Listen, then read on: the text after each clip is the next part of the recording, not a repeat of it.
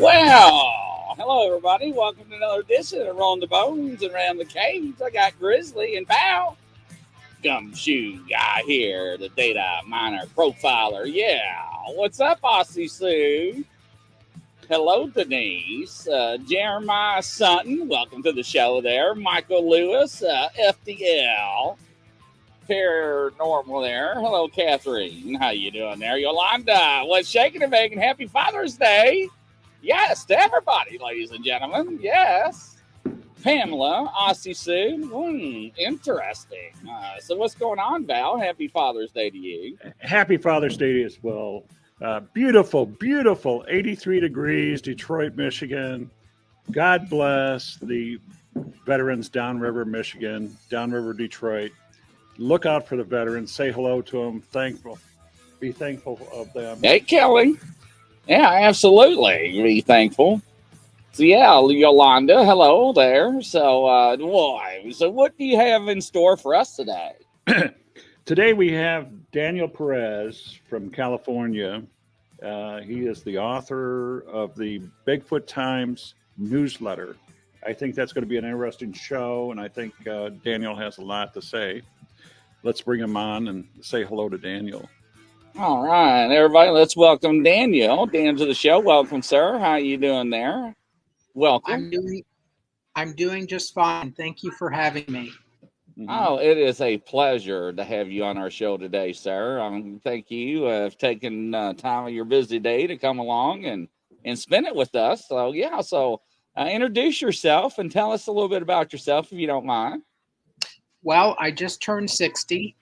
My origins in terms of investigating and researching Bigfoot come from watching a movie at the theater, the Walk-In Theater, around 1973 when I was about 10 years old. And that movie was called The Legend of Boggy Creek. And that's what introduced me to the whole concept or subject matter of Bigfoot.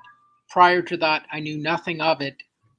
And in The Legend of Boggy Creek, it was talking about the Fouke monster in Arkansas. So it took a little bit, maybe about a year or so, to make the connection that the Fouke monster was probably a Bigfoot. And there wasn't that much information at the time at the libraries about it, but eventually I was able to find out the proper information. And so that's how I got going, and I'm still going. Interesting. Yeah. So that's how everybody gets started somehow. That's interesting. You got started that way. What do you think, Val? Well, Daniel, have you ever seen a Bigfoot Sasquatch personally? No, I have never had a sighting, but I've seen footprints on a couple of occasions. One in Hemet, California, 1979 or 1980. I always get the dates mixed up. And you could think of Hemet, for those people who need to visualize, as halfway in between Los Angeles and San Diego, but away from the coast. Mm-hmm. And so what had happened there is that a couple had reported multiple footprint finds and sounds and sightings. And so Doug Trapp and myself went to investigate, and we found on one instance, because this is 79, 1980, I don't think they had a phone in their house. Mm-hmm. And so we said, let's just go down on the weekend and see if we'd find them there. And they were not there. And we had made the drive from Los Angeles, maybe 70 miles or so. And we said, okay, now what? And said, well, let's just look around. Let's just look around in the hills. And it had rained quite a bit. And so we started, we drove off a little bit, and then we got out of the car and started looking around. And there was a creek that was created by the rain runoff. So it was a small creek that was eventually going to go dry when the rain had subsided. And when we were there, it wasn't raining, but all the ground was wet. There was no dust whatsoever. And so on that occasion, we looked down near the creek, and Doug and I both kind of had that holy blank moment, and we saw the tracks, and they kind of paralleled the creek and then crossed the creek. And to my memory, they were about 17 inches long.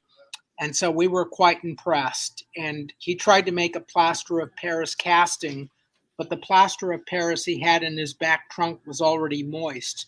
So basically, our efforts failed because when he poured it, that casting never set up and it just all crumbled. So we got some photos, or at least I got some photos of the tracks. And what was very impressive was the heel that, to my memory, was about 5 inches wide. And we're talking the heel, not the ball of the foot. A second time was Interesting.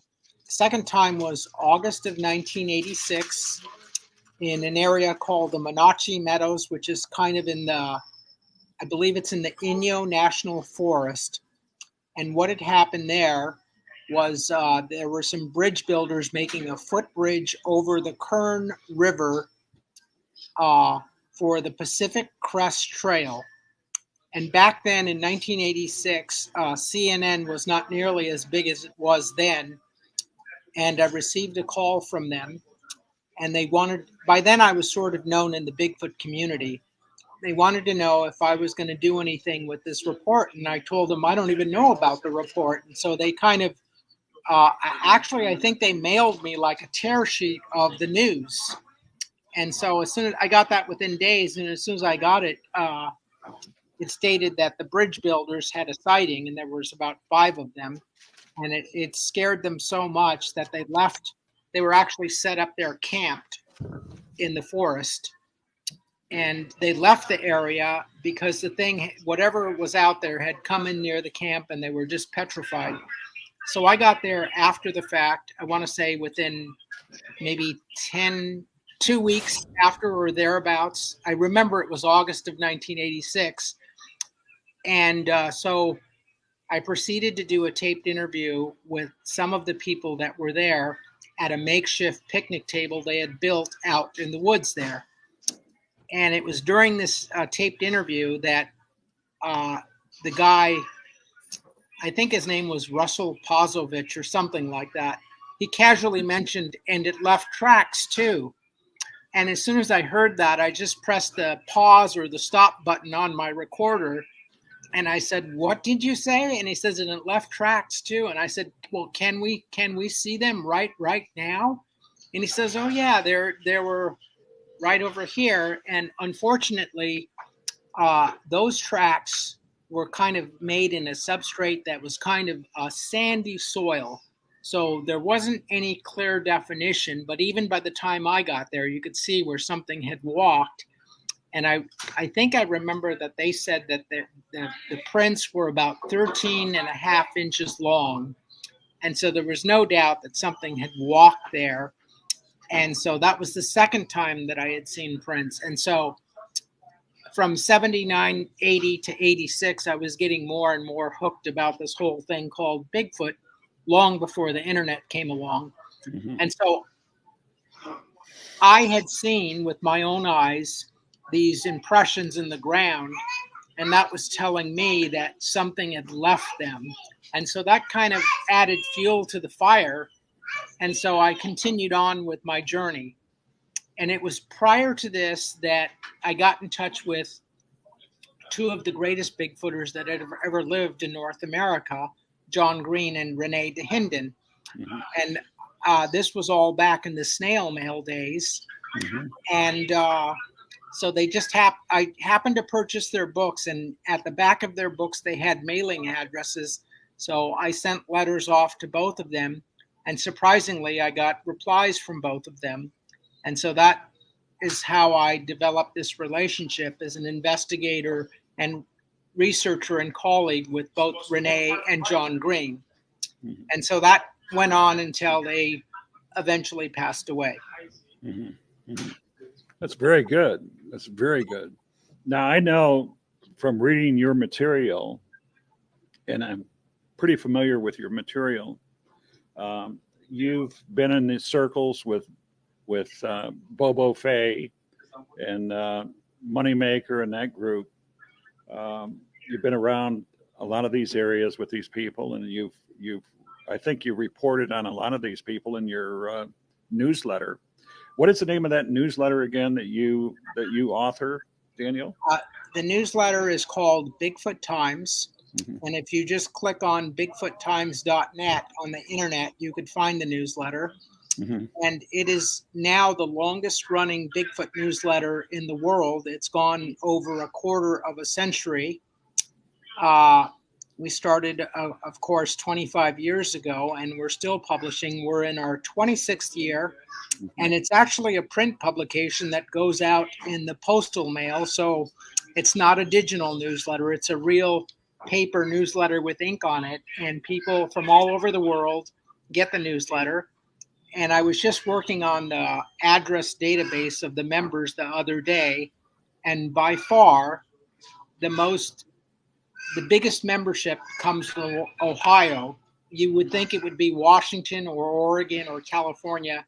Mhm. That's not so with the Bigfoot Times. Our biggest membership is from the state of Ohio. Mhm. And so that's kind of an interesting tidbit. But yeah, I've reported on everything and anything Bigfoot and hairy hominids from all over the world in the newsletter over this quarter century. Yeah, it's quite thorough, and like I said, I've read it for some times, even before I subscribed, or actually, my wife subscribed for me.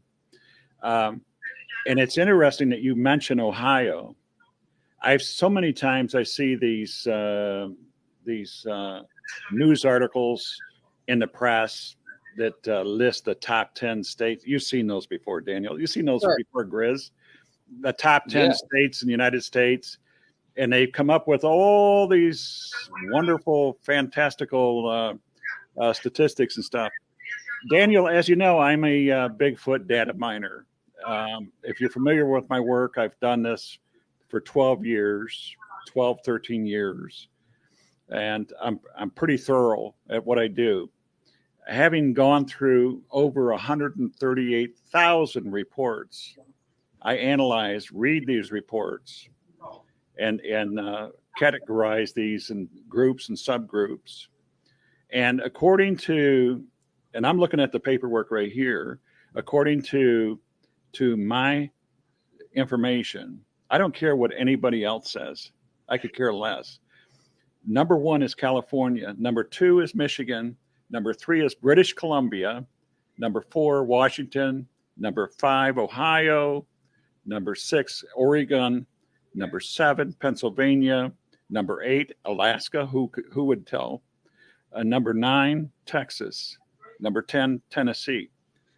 Now, I've seen all kinds of numbers. You know, this source said that, and this source. I'm just showing you what the numbers say, what the figures show. There's a lot of subterfuge and deception in Bigfootery.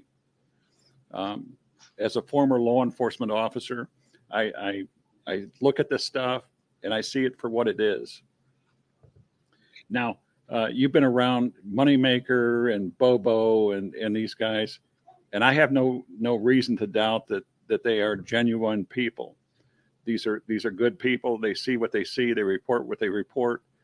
The last time that you and I had a good sit down chit chat was back when you were in Michigan, and you contacted me about the Monroe Monster, the 1965 Monroe Monster. Yes. Let me interject real quick. We'll talk about the Monroe Monster from the 60s. Mm-hmm. Interesting story about Matt Moneymaker. Mm-hmm. I didn't know him from Adam, Mm-hmm. but when I spoke in June of 1989, there was the international, let's see, I forget the name, but this was the group that was, gosh, I'm blanking on the names, but we had a Bigfoot meet for the Sasquatch symposium that was Richard Greenwell, Grover Krantz, and some other people. The name just escapes me, but Mhm. this was in Pullman, Washington, at Washington State University. And so I spoke at that conference. And then when I got back home, living at the time in Norwalk, California, a suburb of Los Angeles, I received a phone call from a guy named Matt Moneymaker. And so I didn't know him from Adam at the time, but he was very enthusiastic about everything. And so I went out to see him, and he was just ecstatic about the whole subject, like I was. And then he went off. He was actually in college at the time, and then he went off to Ohio for his wife's degree or something like that, and then returned to California. But I didn't know he would go on to co-found the BFRO website, which I think is quite excellent. But so that's my little story about Moneymaker. But let's continue on to Monroe, Michigan, and that report. And the lady's name escapes me right now, but that report just fascinates me to no end in the fact that not only was she an eyewitness in a vehicle that apparently stalled on the road, but her mother was with her too, and they had a very close-up encounter, I guess in 1965 with a Bigfoot. And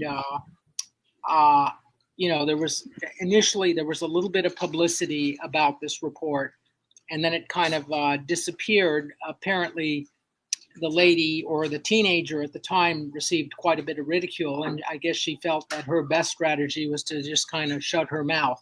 But that's what I know about it, and I was really surprised that no one ever did like a sit-down videotaped interview with her at any time that I know of that you could see.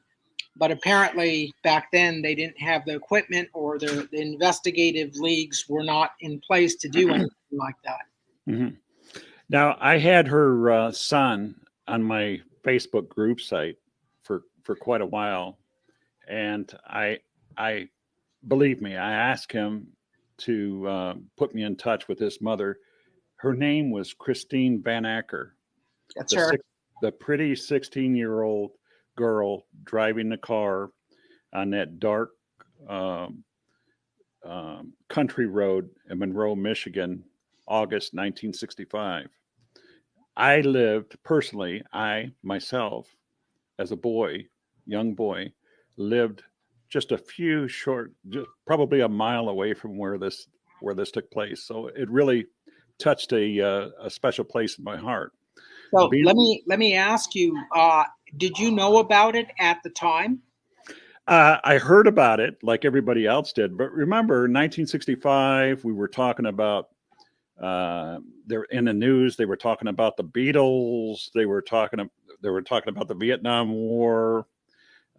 So Bigfoots and that kind of stuff in my life, it meant nothing to me. It was a monster. I didn't know anything about monsters until as an adult. When I retired, I decided to look at this stuff, and then I did go back and look at this 1965 Monroe Monster event in Monroe, Michigan. But you understand, Daniel and Grizz, I come at this with a different perspective. I come at it not as a child, not as a boy, but as a retired police officer, having been there, done that, seen these things, read the garbage, and what I seen, in my opinion, was a travesty.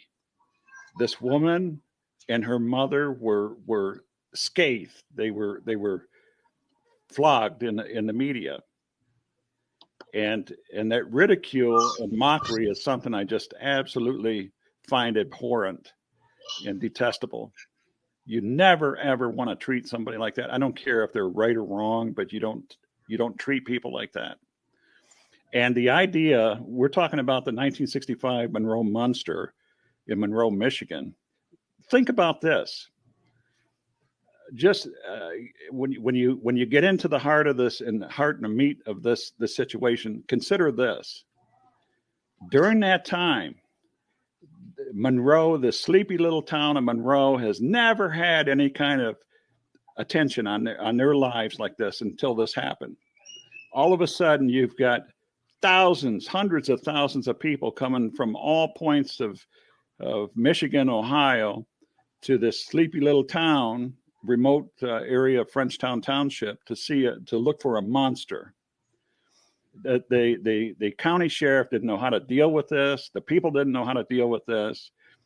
the movers, the shakers, the people that made the decisions in that town had to do something. They weren't going to admit that there was something loose out there scaring people.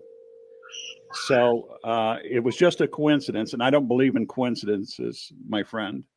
Just a coincidence. Just so happened that some campground had lost an effigy, a caveman monster effigy from a nearby camping ground that looked like a caveman, and that was in the news at the same time. And I seen this as a man of the world, as a man with a little bit of experience in garbage and disinformation. I seen this as a false flag distraction.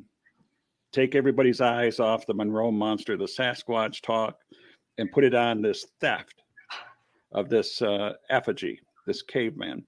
So what they have is they send the sheriffs out to pick up this stolen property that was just so happens to end up on somebody's property, and the effigy is taken by police car, by sheriff's car, through the town, and paraded through the town so everybody can see it. And then when they get to the sheriff's department, it just so happens the news media is there, ready and waiting with cameras to take pictures of this.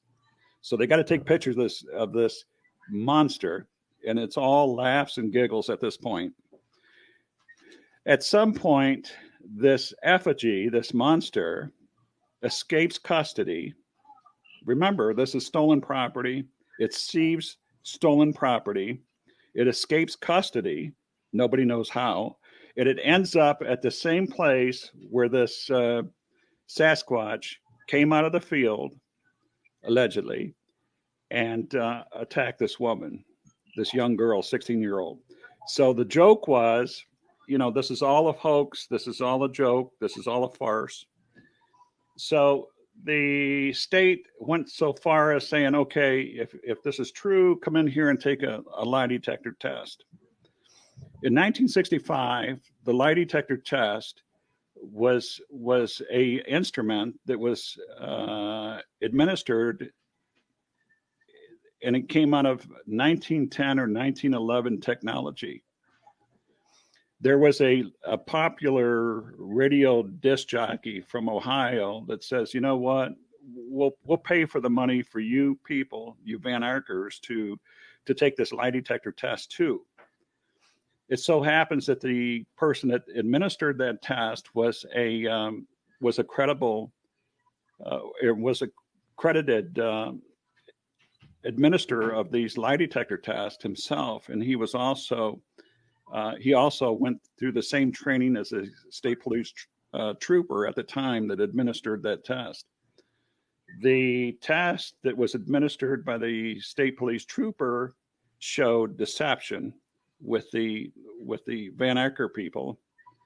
The same test by the individual who was trained in the same place as the trooper with a college background showed that yes, there was something there. These people seen something. So they didn't find deception. They didn't come up with the same result as the state of Michigan. So this whole thing wraps around he said, she said, and who do you believe? But I'll tell you this. When a young girl back in that time, 1965, your driver's training amounted to mom and dad taking you out on some dark country road, and that's how you learn how to drive. You didn't take it through school. You took it from personal experience from mom and dad, and that was perfectly accepted. And I mean, law enforcement all across the state, they turned their face the other way when the adults were in a car, a vehicle with a young adult learning to drive for the first time. So this was perfectly acceptable. What I seen, and I talked to Lauren Coleman about this because he approached me about the type of vehicle. He wanted to identify the model and the make of the vehicle that this Christine was driving. And it took a while to do this. But remember, 1965, Very, very few people had color televisions. They didn't have they didn't have vehicles with power steering, power windows. It was summer. It was very, very hot. There was a storm impending. It was hot and humid. So the young girl is learning to drive for the first time. She's driving along with her mother on this dark country road, and there was no street lights there. It's just dark road. There's fields on both sides. She sees a beast come out of the field. The windows are down because that's the natural air conditioning for these kind of cars. And she's shocked. And what does a young girl, an inexperienced driver, do when they're scared? They put their foot on the brake, they stall the car, and there it is. And between the mother and the daughter, as I see it, as I've read it many, many times over again, she screams. It screams. It comes to the window, it screams. It grabs a young girl, slams her face against the doorpost, and that's the bruise on her face that she has that made the picture. So yeah, even today, so many years or so many decades after the fact, I consider the sighting by Christine Van Aker and her mother as one of the best Michigan reports ever of all time from that state. Mm-hmm. Yes, and the fact that this so-called effigy, this caveman that was stolen and then turned up on somebody's property as found property, it's, Daniel, Grizz, there's too many things in this story that don't make sense, and it surely looks to me as an obvious attempt to change the subject, look here, don't look there kind of stuff. And I don't buy it. I don't buy into that. I've heard a lot of people talk about, it was a hoax, it was fake. No, I'm sorry. I don't buy into that stuff. In 1965, anywhere USA, 1965, I'm talking about just after the civil rights period, and you know what I'm talking about. In 1965, anywhere USA, the sheriff, who then, like now, is a very, very powerful individual. They have a lot of authority. They have a lot of say-so in the state, in their county. They know everything that's going on. And back in 65, I'll tell you this, from my previous knowledge, the sheriff knew who died, who divorced, who was cheating on who got arrested, and who was in jail. They knew everything that was going on in their state. They better, because they got elected each year for their knowledge and stuff. And I know I read one report that said that the sheriff claimed, well, he didn't know anything about monster reports, but he knew of a bear report in the southern part of the county. As a data miner, and again, remember, I'm looking at this from the perspective of attaining this knowledge and this information from study, research, and analyzing these reports. According to the sheriff in 1965, he didn't know anything about monsters, but he heard of a report of a bear in the southern part of the county. Bears for a long time haven't been seen in southern Michigan for decades. But from my previous knowledge now, bear is the code word for Sasquatch. Law enforcement across the country and Canada will go to extremes to avoid the word of Sasquatch, Bigfoot. Instead, they'll use the word bear to describe this individual, this creature. That's my experience with this. That is correct. And ladies and gentlemen, stand by. We'll be right back.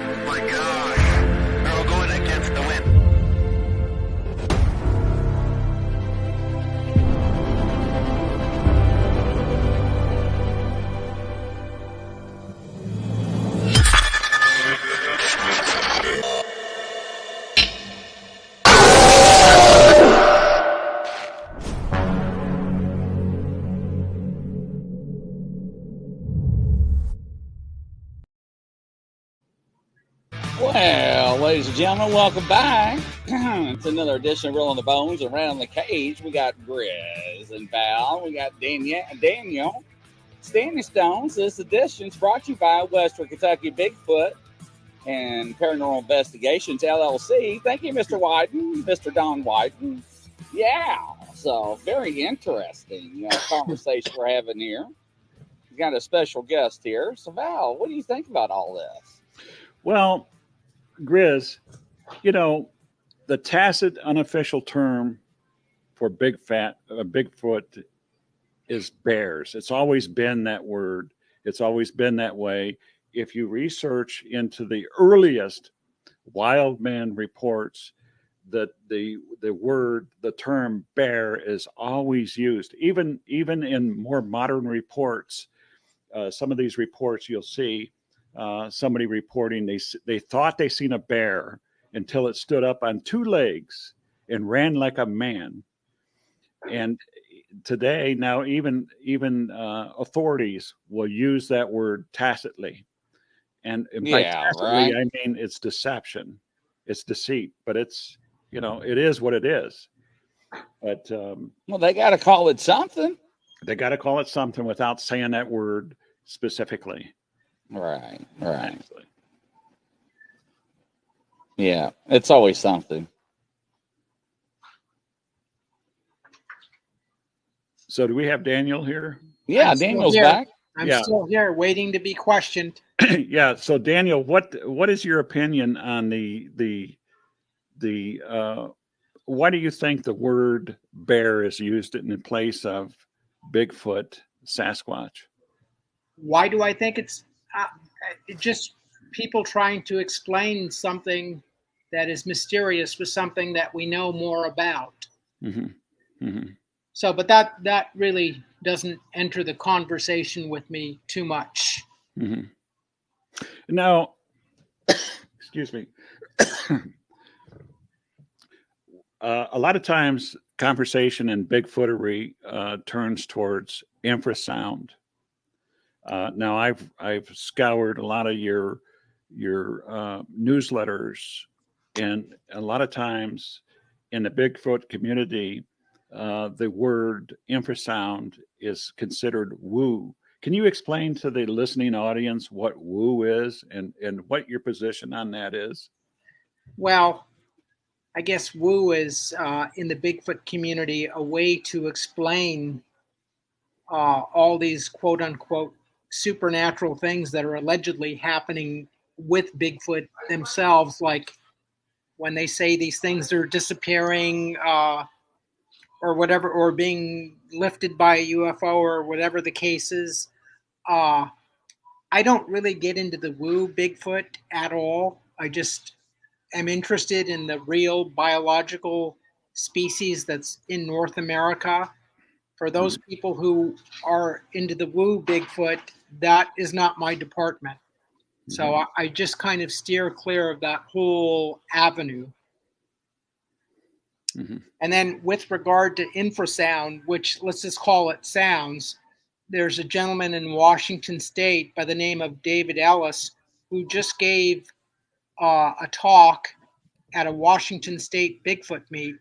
And he's also writing the first book on Bigfoot sounds. So he knows much more about that topic than I do. And he got in touch with me late last year about this book and kind of wanted to quiz me or ask questions about how I should go about it, how he should go about it. And I told him, do this, this, and this. And I said, make sure that scholarship is first and foremost in this book, because there's probably a lot of people that know a lot about sounds, but not a whole lot about Bigfoot, who might be interested in reading David Ellis's book. And I suspect it'll probably come out in 2024. Mm-hmm. Now, is he a school-trained linguist? I believe he is. I'm not certain about his background, but I'm pretty certain that he has a degree of some sort. And he's done a lot with sounds. I heard him one time at in 2017 at a Washington State meet, I want to say it was in, I forget the name of the town. I want to say Spokane, but I don't think that was the town, but it was a pretty good sized meet. Uh, and he gave a very detailed and robust discussion about Sasquatch sounds. And he was comparing them with other sounds from, I guess, a sound library. And it was just an absolutely fascinating talk. And I wrote about it in the Bigfoot Times newsletter. And like I said, late last year, out of the blue, he got in touch with me and he says, I'm writing this book. Can you help me? And I said, sure. So he requested a whole bunch of back issues of the newsletters because the newsletter is indexed. The 25 years, there's an index that you can go to and it'll have a discussion about sounds. And so he got all those back issues so he could research his book. So his book is in progress. Mm-hmm. Now, do you believe that they have a language of their own? I wouldn't be surprised if they had a rudimentary language of some sort with the ability to communicate to their offspring or to their mates or whatever, yes, no, or go or stop.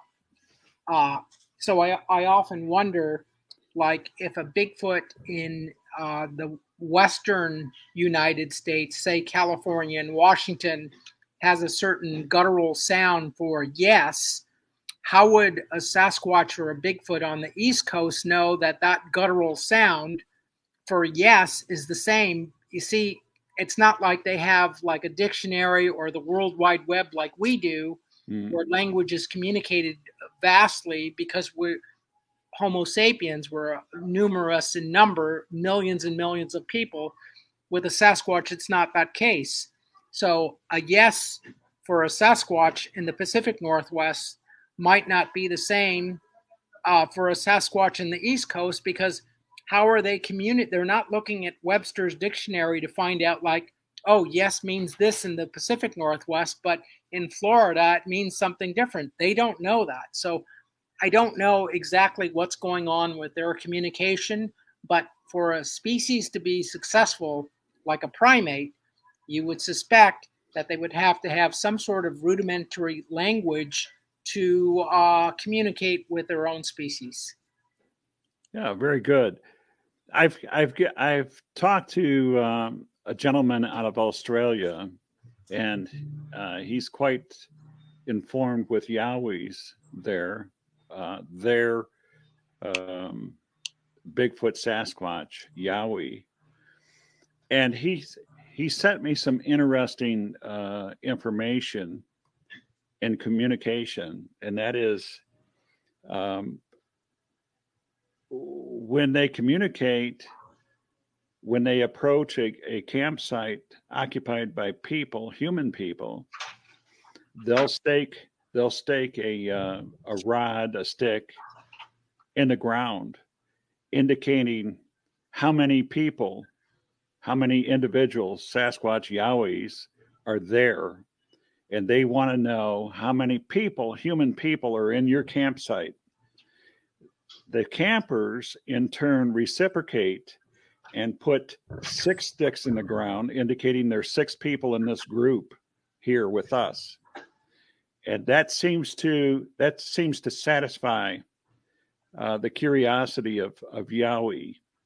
Have you ever heard of something like that before, Daniel? Well, I just received a review copy of Paul Cropper and Tony Healy's latest book, and in that book they have that discussion about sticks in the ground.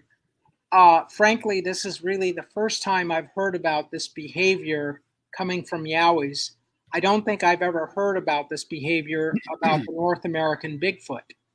Mind you, I was in Australia in 2000, and I met up with some of these people. I met with Paul Cropper and Tony Healy, and we went to an area in the Brindabella Mountains where an individual, Stephen Piper, had just bought a new video camera for whatever a band or something he was in, and I think he was 37 at the time or a little older than that, and he was going to get some natural sounds from the woods for another project. And it was on this trip in the Brindabella Mountains, which is close to Sydney, sort of, that he not only saw one of these things, but he got some footage of it. I know that Paul Cropper and Tony Healy aren't too keen about it, but we did go out on site to where the sighting happened and where he got the footage. And I think it's the first footage videotape of a yowie that we know of, and that came in 2000. I just happened to be there coincidentally for the Summer Olympic Games. That was my reason to go down to Australia.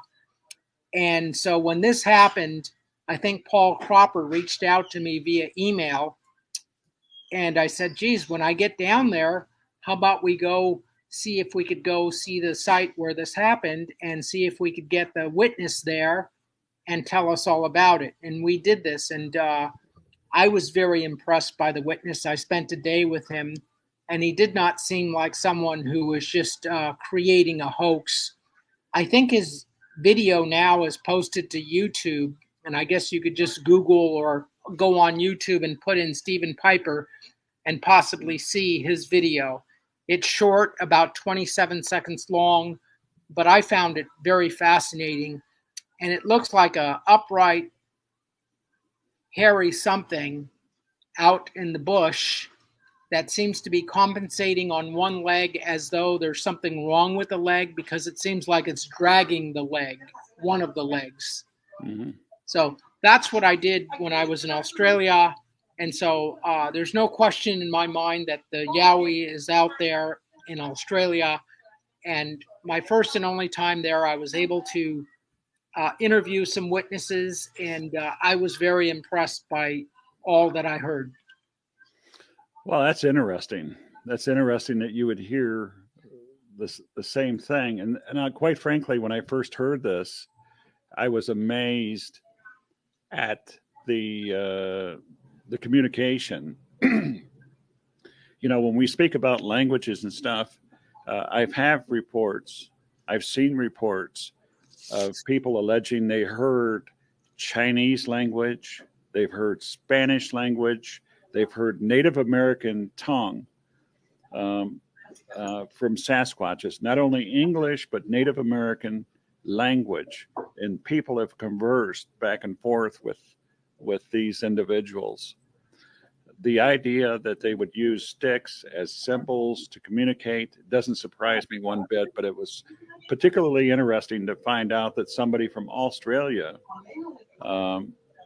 would be very keen on this idea. Now, I might add that in American military culture, there are things called guidons, Guidons, and they're like poles, and they carry ribbons, particularly ribbons of campaigns that military units have been involved in. Those are very, very important to military units. And when you see these old movies of soldiers slamming that spear type rod into the ground, that's a statement. To think that Sasquatch Bigfoot would use poles and sticks to communicate with people like this, it really, I mean, think about this. That's pretty interesting. It's very, very interesting. The communication, the thought that goes into these actions and stuff. It's quite amazing. So, Daniel, on another note, are you familiar with Sasquatches posting things in trees like Christmas ornaments and trophies? Yeah, sure. I'm aware of this quote unquote gifting activity. I don't have a really big opinion about it because on one level it means everything, on another level it means nothing, because it's not the Sasquatch itself. I think what's more impressive is the footprint indication from the creature itself. I mean, if you see like wild apples or whatever the case may be lodged in a tree or whatever, who knows? Maybe a person did that. So I'm saying is that this gifting or rocks stacked up. I mean, who knows? Maybe a person did that. So I'm not saying that a Sasquatch couldn't do it, but it's just like when you see that type of activity, it leaves itself wide open to various interpretations. Mm-hmm. Now, let me ask you this, Danielle. Have you ever seen the work that I've done? Some of the posts, the threads that I've posted? No, No. I've only seen information that you have given me via email about Christine Van Aker, and I thought it was very thorough and detailed. A lot of information that I never knew before. But other than that, no. I wrote a thread, a post. I guess you might consider it a blog on Facebook specifically about trophies and ornaments. And what I detail in there is that there's a lot of things that Sasquatch, Bigfoot, put in trees, and this is confirmed by a well-known hunter in Canada, outside of Canada, who also mirrors the same thoughts, that a lot of stuff goes into trees, such as bales of straw, people's tents, bicycles, tires, people's clothes, animals, deer, bear, cougar, wolves, fox, dogs. This is a statement. We were talking earlier about linguistics and language and communication. And from, again, and I don't want to beat a dead horse, but from a law enforcement perspective, a lot of these things mirror human beings. Human beings do that. Some types of human beings do that, and some of them aren't very good. Some of the human beings aren't very good. They're bad people. Serial killers do this kind of stuff, and these are called signatures. And I'm only interested. I don't care about bears. I don't care about striped elephants or cougars or people with cherry pickers. You know, the machines that lift people up and lift objects up and place them someplace. We're talking about remote areas where these items are found. These are statements. These are items to be seen. There's some thought that some of these things, such as deer, elk, and moose and cows and stuff, are there for the travelers. It's for other Sasquatch, Bigfoot to come along. This is telling them this is a safe place. This is a place where you can eat, you got food, and you can go on with your business, go on with your life. What is your thought on that? Have you ever heard of that? Oh yeah, I don't know what to make of it.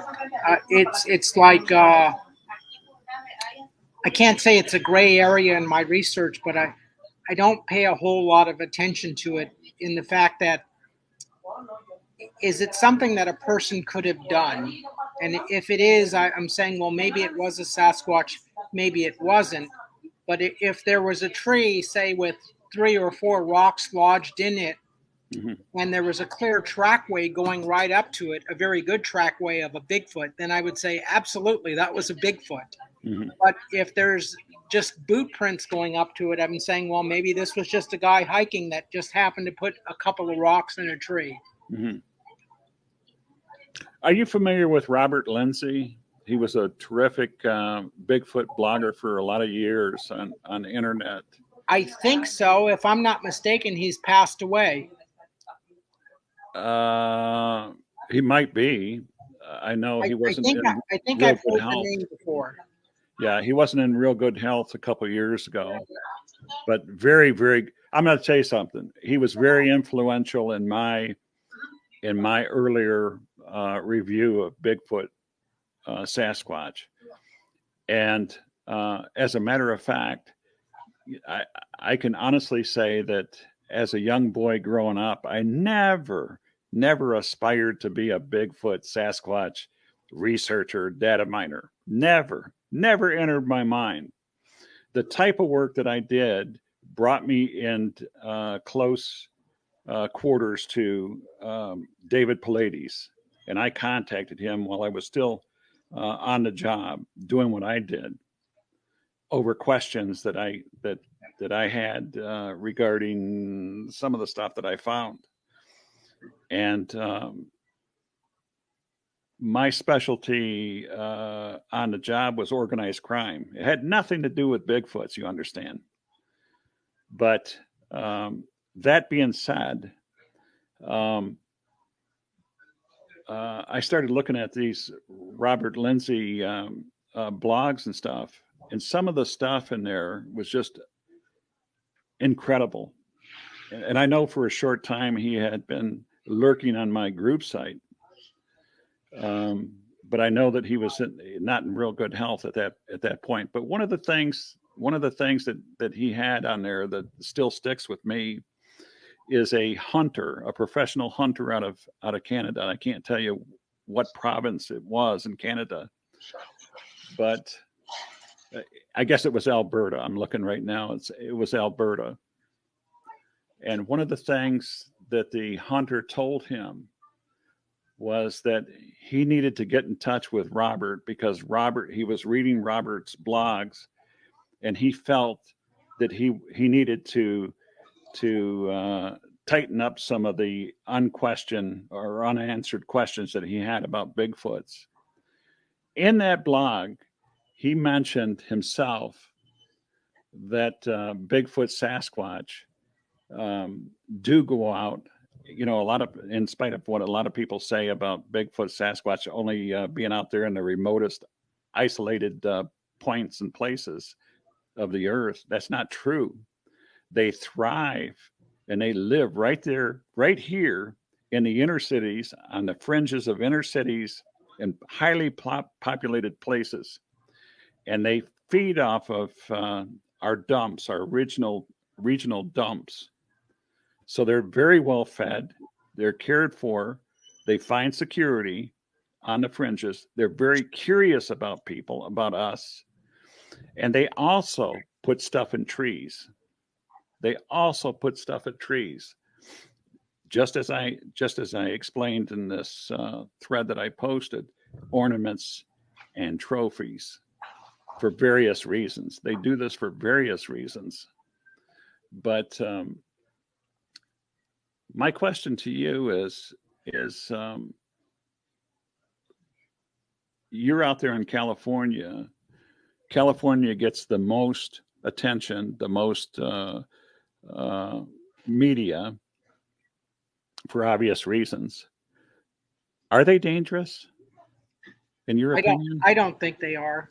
No, I think most of the reports, if you look at all the reports, you have an encounter with the Sasquatch, and the vast majority of them indicate that this thing turns and walks or runs away. So I can't see how there's anything dangerous about it. But there are reports there's a percentage of the reports that do indicate that there was some violence involved. And I would say that perhaps the person initiated something that was a violent behavior to the Bigfoot, that it in turn responded, because you have to remember it's a wild animal. I mean, I was just reading the other day about a camper who was out having coffee in the morning, and normally black bears aren't too dangerous, but apparently this black bear came into camp and killed him. And that was just in the national news just a couple of days ago. So that is correct. Yeah. So oftentimes we don't pay too much attention to black bears. We just, keep your distance, but oftentimes they can be, there could be a fatal encounter even with a black bear. And you got to remember, it's a wild animal. Now, one of the questions, Daniel, somebody in the audience is, what do you think about these trees that are upside down put in the ground? I think that got some traction many years ago in a book that was written about Alaskan Bigfoot, and I think it was on TV, and they were saying that there's no possible way that these big uprooted trees that are turned upside down and jammed back into the ground could have been the work of anything but a Bigfoot. But apparently, I guess some investigation there by some people indicated that I guess people that were doing tree falling up in the area, they intentionally turned some of these trees upside down and with their backhoes pushed the root system into the ground. And so it would give the appearance that this is absolutely supernatural, the work of a Bigfoot, but probably not. Okay. That's my that opinion. question. So. That's my opinion. And if you want to continue to believe otherwise, I have no problem with that. It's the same like if people want to believe that the earth is flat, I'm not going to argue with you. Mm-hmm. Well, you got no arguments with me about the flat earth theory. That's for sure.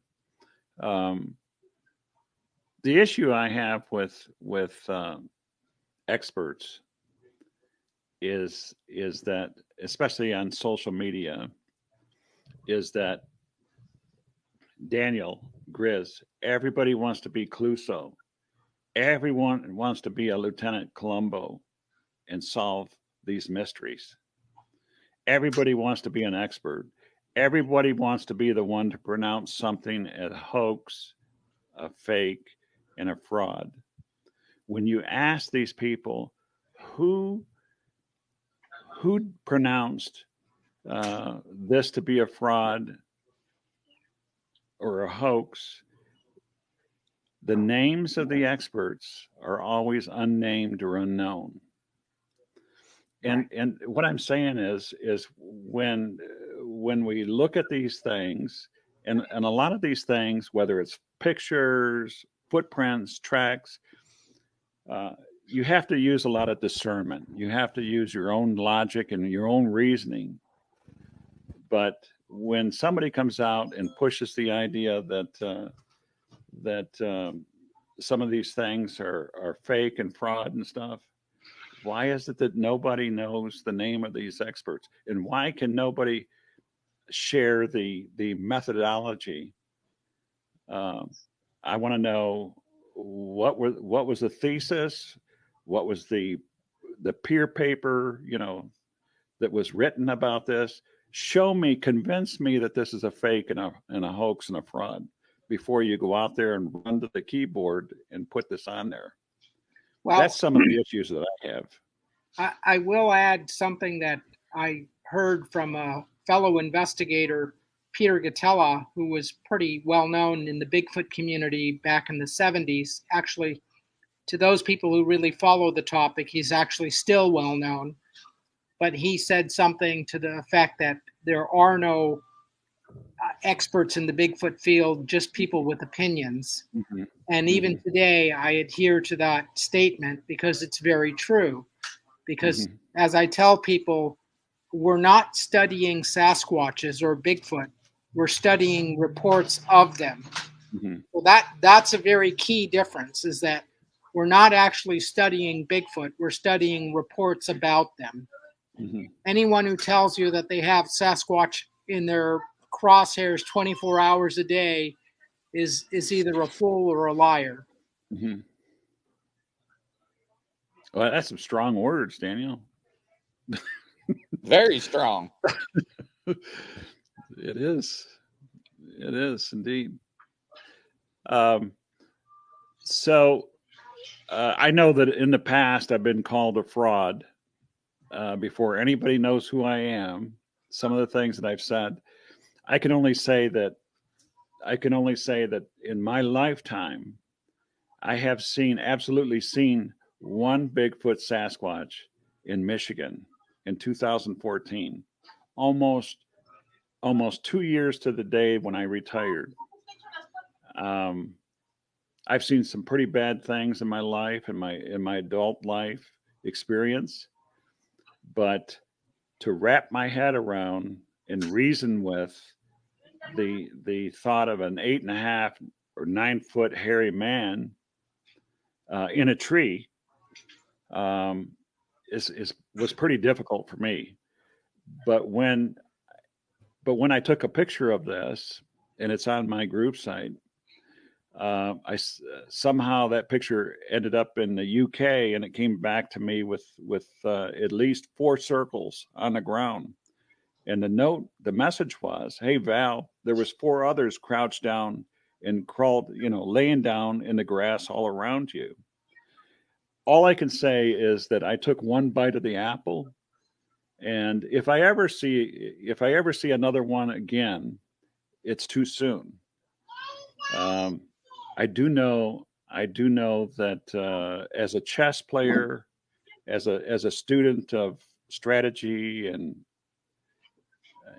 tactics and stuff, I have a deep respect for whatever they are, for those individuals, that they didn't show any sign of aggression towards me, and I'm very, very grateful for that. Although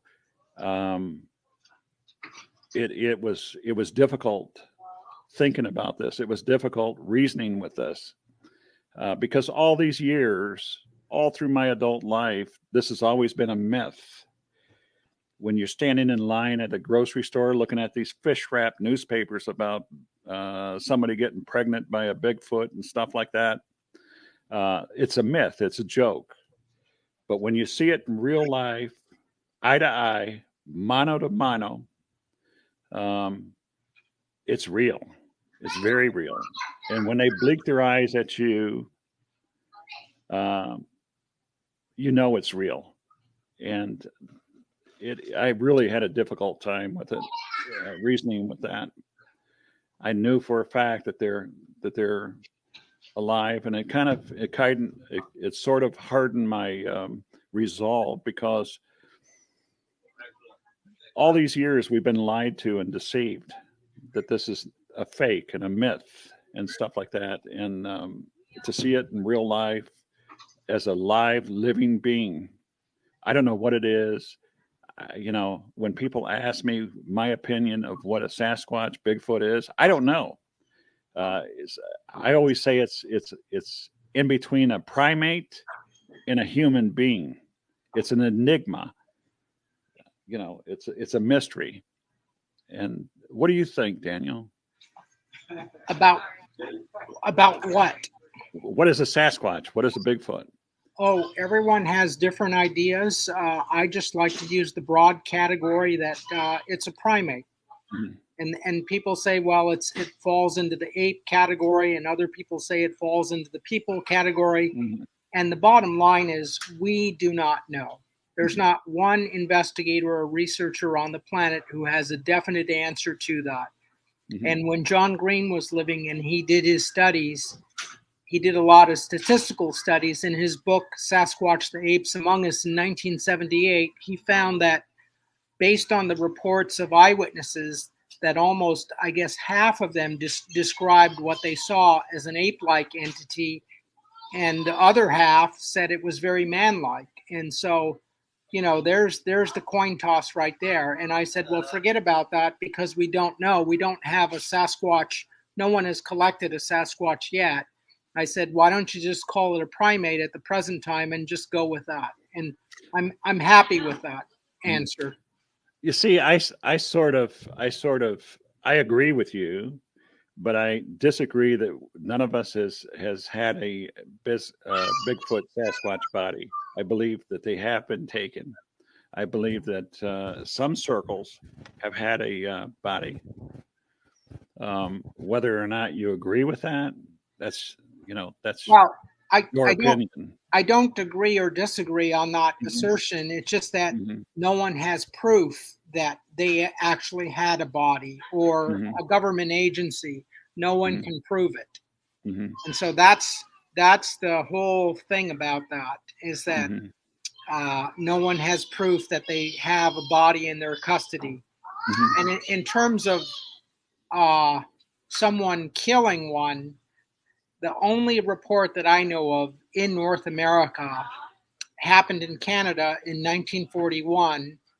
The individual is now deceased, and he was a guy by the name, an immigrant to Canada by the name of Paul Shabaga, and he was out hunting. I guess this was in Manitoba, and he was out hunting with his a group, and I think they were trying to get a moose because I guess they were dirt poor, and they were hunting without tags, and he was by himself, and I guess he thought he saw a moose in the bush, and I think he was 17 years old, and he took a shot, and then this thing took off, and it was still in the bush, but he saw the blood trail. And then I guess he had another opportunity to see it in the bush again, and he shot it again. And apparently this was a kill shot. And then he later saw the animal that he killed. He thought it was going to be a moose. And I think his exact words was "holy buckets." And that he was looking down at something that he had killed accidentally because he thought it was a moose. He thought it was going to be their dinner. And it turned out to be this gigantic, hairy, ape-like creature. And a fellow did an interview with him and got to know him quite well. Can't think of his name right now, but he wrote a book about cryptids in general in Canada. Mm-hmm. And Paul Shabaga is featured in it. And he actually did a videotape recording of Paul Shabaga, and I've seen that videotape. And I was highly impressed. And I said, it's just as I thought, that this individual, Paul Shabaga, who's now deceased, was a highly credible witness. And so in 1941, the mystery could have potentially been solved had he come forward with what had transpired. But instead, he kept the whole thing a big secret. You know, as a student of Bigfootery, looking and reading, analyzing all these reports and stuff, there are lots and lots of reports of Bigfoot and interaction with people, and a lot of situations where Bigfoot is they meet reprisal for some of their indiscretions. A lot of reports that not a lot, but there's quite a few reports of a Bigfoot allegedly being killed. I don't know. In my early experience, I think I posted a blog thread on Bigfoots in captivity, and I noted that there's a number. People say we never captured a Bigfoot. We never captured a Bigfoot. That's not true.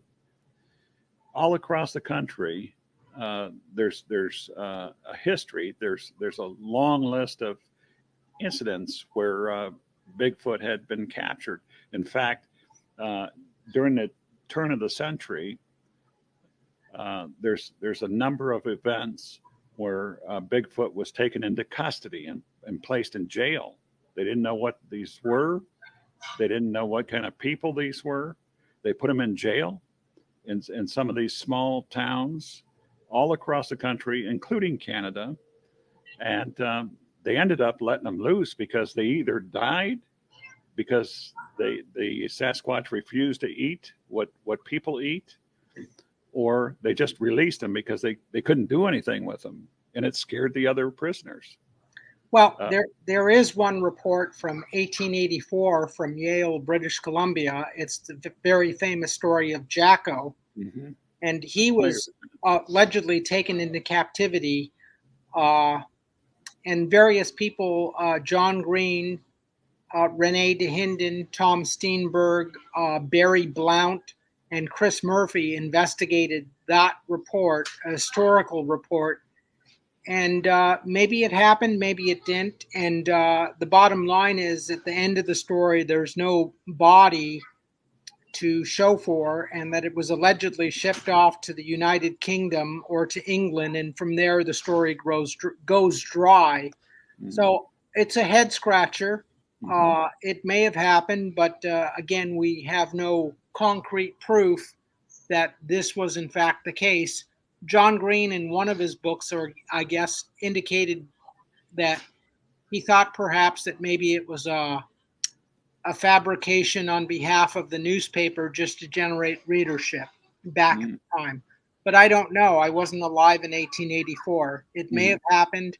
All the witnesses who saw it uh, are all deceased now. So it's just like you can't interview anyone today that actually saw the young Jacko.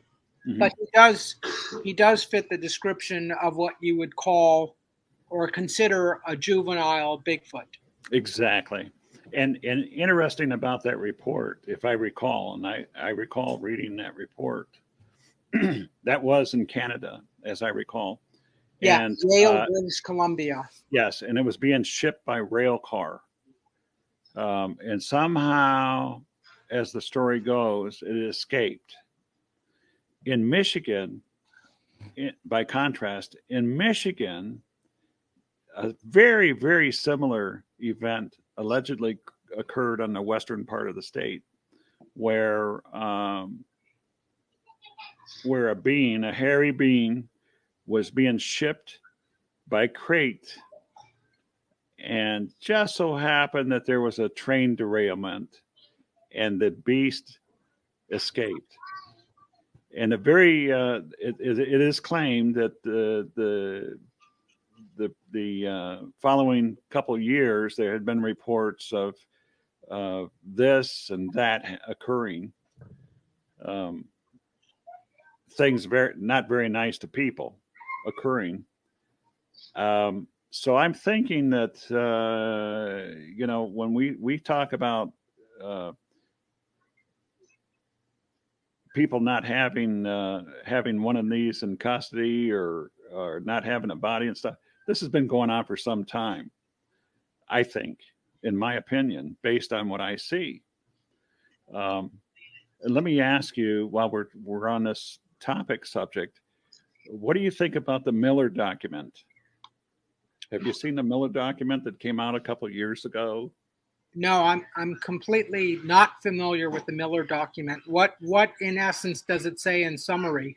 In summary, the Miller document is supposedly by a scholarly individual, an anthropologist, PhD, MD, PhD. He was employed by the government, and his papers were left supposedly with a relative, and somehow the relative or something left the papers behind. The papers ended up with a blogger. A blogger published these, interpreted these. They were written in Swedish, in a Swedish language. They were translated, and in a sense, the mysterious Dr. H. something something Miller claimed that he had worked for the government for quite a while. He named and identified the agencies, and that he was studying um, these beings, these Bigfoot, Sasquatch as we know them now. But his name was a lot different than what we recognize as Bigfoot, Sasquatch. He claimed that he was first detailed to go down to Texas. There's an early event that occurred in Texas, and this is, if I'm not mistaken, this is mentioned with Lauren Coleman in one of his earlier books, an incident that occurred in Texas. According to the documents, two soldiers in California were overheard talking about this incident in Texas that Lauren Coleman referenced in his earlier book. And this Dr. Miller was sent down there to investigate this, and he identified Bigfoot Sasquatches. So he was familiar with them, and he gave them a name, a regional name that has, it's not even close to what we recognize as Bigfoot Sasquatch. In addition to that, he was sent to Washington on a report of a Sasquatch that was killed when a large storm came along and knocked a tree down and subsequently killed a Sasquatch. So he went there to investigate this, and he says, "Yep, this is the same. This is about the same species that we were looking at down in Texas. Well, we're going to give this a different name, a Pacific Celebiditae or something name, but we're going to call this the Pacific Northwest." But he describes it as the same being individual as the one in Texas. The one in Texas had the name Nortenio or something. And what he's saying when he closes out this document, he says that it's imperative that people with influence should make vast areas open for these individuals. In other words, more national forests, more state preserves, more wildlife controlled areas, because these individuals have an enormous need for resources. Without the resources, he says, according to him in his document, that it places them in closer realm to human beings. And when they're close to human beings, when they're shy of resources, he alludes to them preying on people. And he says, he closes us out with this advice. He says, Bigfoot Sasquatch will never exist with human being people. Never, because of their enormous need for resources, meaning food. And I say this because there's reports that the numbers of deer and elk, the natural resources, are falling. I don't know why. Nobody knows why, but the numbers of the population of deer and elk are declining. And we've heard reports of Bigfoot Sasquatches preying on bears because they like bear meat. Bears prey on small juvenile Sasquatches, and Bigfoot Sasquatch, as they are, they're very territorial and very protective of their own small kind, and they've taken a liking to bear meat. So with that, does that sound like something that's fundamentally sound with you? It sounds okay. I mean, I'm not really too familiar with this Texas report that you said that is in Lauren Coleman's book. Mm-hmm. I have all of his books, and I don't ever recall reading it or reading about it. It may be there, but I'm not familiar with it. Mm-hmm. That's interesting. That's very interesting. Grizz, you have anything?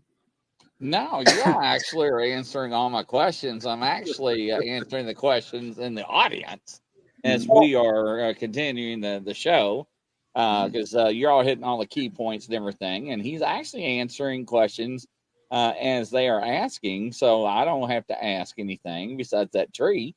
So yeah, they're enjoying it, and they're talking amongst themselves and checking on each other and enjoying the show. So yes, ladies and gentlemen, we're 13 short. Come on, we can do it. 13. Area.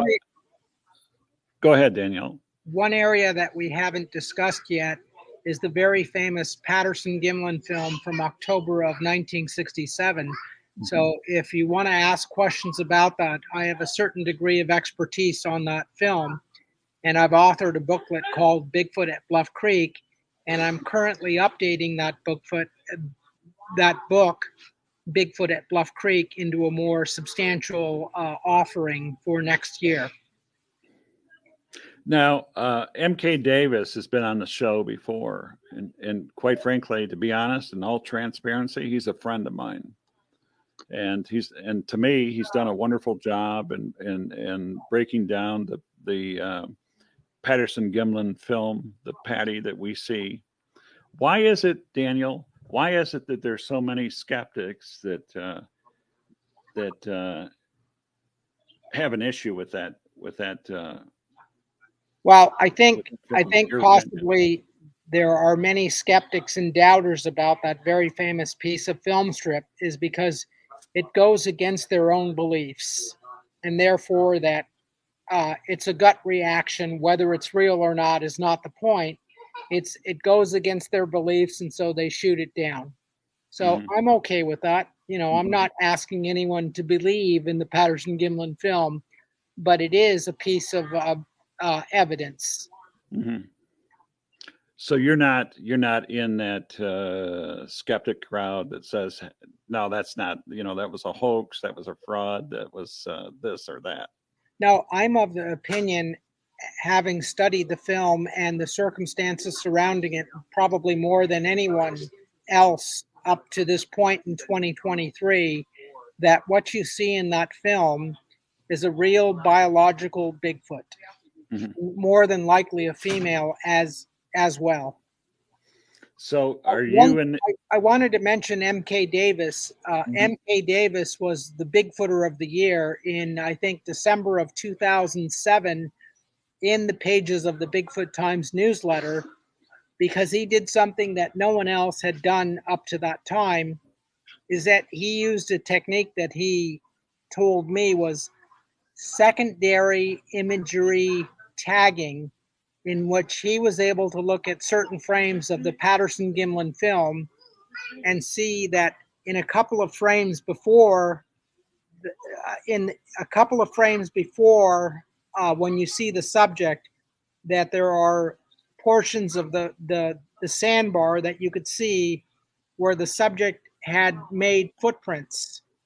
And so prior to M.K. Davis coming along, it was the opinion of Rene DeHinden, one of the chief investigators. He made the opinion that at no point do we actually see the Sasquatch Patty in the film actually making tracks. Mhm. But M.K. Davis, by using his technique, was able to visually demonstrate with the film itself that as she walks, there's a wake of tracks or indentations in the ground. Mhm. And I recall I ran that piece of information by John Green at the time, and he says, yeah, it sure looks like that's the case, that where she walks or where she had been, you could see it in certain film frames that there's indentations in the ground. So what's happening is that when she's walking, the tracks are happening simultaneously. So anyone who says that uh, the Patterson Gimlin film was faked and that she walked at one time and then they put down the tracks at the second time is clearly mistaken, because there's evidence to the contrary that when she walked, her tracks are being made it simultaneously, and you could see it on the film. Mhm. And that was M.K. Davis's work. Mhm. Yeah, he's an amazing individual. I love the guy, amazing. But that speaks to his computer expertise in computers and stuff, his training, his knowledge and stuff. But there's other reports, other people that say that Patty was the Patty that we've seen was just one individual of several more that were on site um, at that time, and that the photo was taken. Do you Well, know?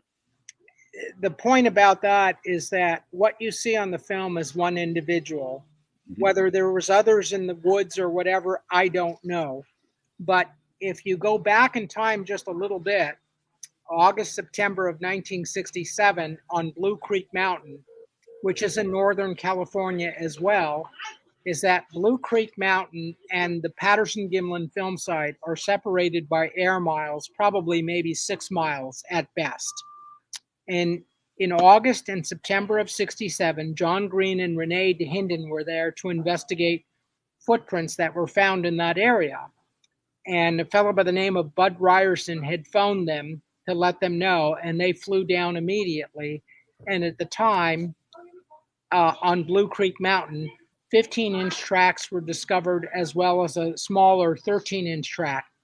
And Patty's track from the Patterson-Gimlin film site was 14 and a half. So she may have been a member of that small group where maybe possibly the male was a 15-incher, she was a 14 and a half incher, and there was another one with a 13-inch foot. So that's speculation, but it seems like she was probably part of that group that was also on Blue Creek Mountain in that general vicinity, because here the Blue Creek Mountain tracks happened August, September of 1967. A few months later, Roger Patterson and Bob Gimlin come into the general area and they were hoping to get footage of the tracks. Instead, they got footage of the actual track maker. And to date, it remains the single biggest piece of evidence in favor of the existence of Bigfoot. You've done your homework, Daniel. That's why I'm writing a book. You've done your homework, my friend. Yeah, that's interesting. Interesting. You see, a lot of that stuff isn't known to the average person that comes along and looks at that picture, and they don't get this inside information. Well, it's all about connecting the dots, and a lot of the new Bigfoot community only live online and social media and don't do any homework. They don't read the books. It's their right, but it's just like there's so much information out there that is in the books from the past, and it would just be for that person to find those books and to read them. Wow, that's interesting. Very, very interesting. And I will add that when you talk about the Patterson-Gimlin film, okay, so the film was shot on Friday. By Monday, October 23rd, a fellow by the name of Lyle Laverty was on the film site with timber. He was a timber management individual from the United States Forest Service, and he was with a small group of 4 or 5 individuals, and they were in that Del Norte County in the Six Rivers National Forest, determining which trees should be chopped and which trees should stay. And they found, Lyle Laverty and his group found the Patterson-Gimlin film site on their own. And when he took a few photos of the tracks in the ground, I interviewed him 2 times in 1991 or 1992, and then in 25 years later in 2017, I believe. And he indicated to me that he was less than 200 pounds, about 170 pounds or something like that. And he stated that his tracks and his boots did not come anywhere near the depth of the tracks that he had seen on that film site. So that indicates that whatever was there was very heavy. Mm-hmm. And then forget about him for the moment. You jump to November 5th of 1967, and Jim McLaren arrived on that film site with a fellow by the name of Richard Henry, who's now deceased, who took him there, and another fellow from Eureka, a radio personality. His name escapes me right now, but they all went up, and they also seen the tracks too. And Jim indicated, well, actually, Richard Henry indicated to me, he said in a videotaped interview with me, he said, I got on my hands and knees to look at these tracks very closely. And he said, they did not appear that they were manufactured in any way. They appeared like it was something real that had left those tracks. And he indicated that those tracks were sinking into the sandbar almost 1 inch deep, and that he weighed at the time, it's in my manuscript right now, his weight, but he was around 175 pounds or so. And he says he barely in his what he called Western style boots that he barely left the scuff mark in the sandbar at the time when the tracks of the track maker that made the film, Patty, was sinking almost up to 1 inch deep. And so that to any thinking person should tell you volumes. Do you think it's easier to estimate a Sasquatch's height by its impression or estimating the weight? Maybe not so much the weight, because according to Bob Gimlin, that sandbar was damp at the time. And so when you're leaving tracks at the beach, say you're at the beach on a sunny day, your tracks are going to sink differently based on how much water content is in the sand. Mm-hmm. If it's very dry, you might not leave a very deep impression, but when it gets wet, your prints might go down a little bit deeper. Mm-hmm. So what was I going to say? And you can also estimate the size of the subject based on the size of the prints. And this is something that is very well known in anthropology when you're just estimating the size of an individual, male or female, because foot length has a definite correlation to height of an individual. And so that's a well-known scientific concept. So if you were to do the same with a Bigfoot, that subject would be in the general vicinity of about 7 feet tall.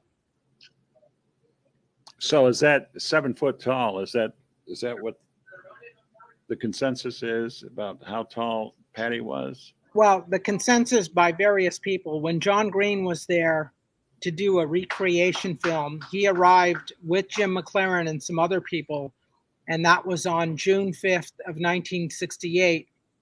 Got to remember, at the time, I think he had 5 children, so it wasn't like he could break away from his family obligations at any time.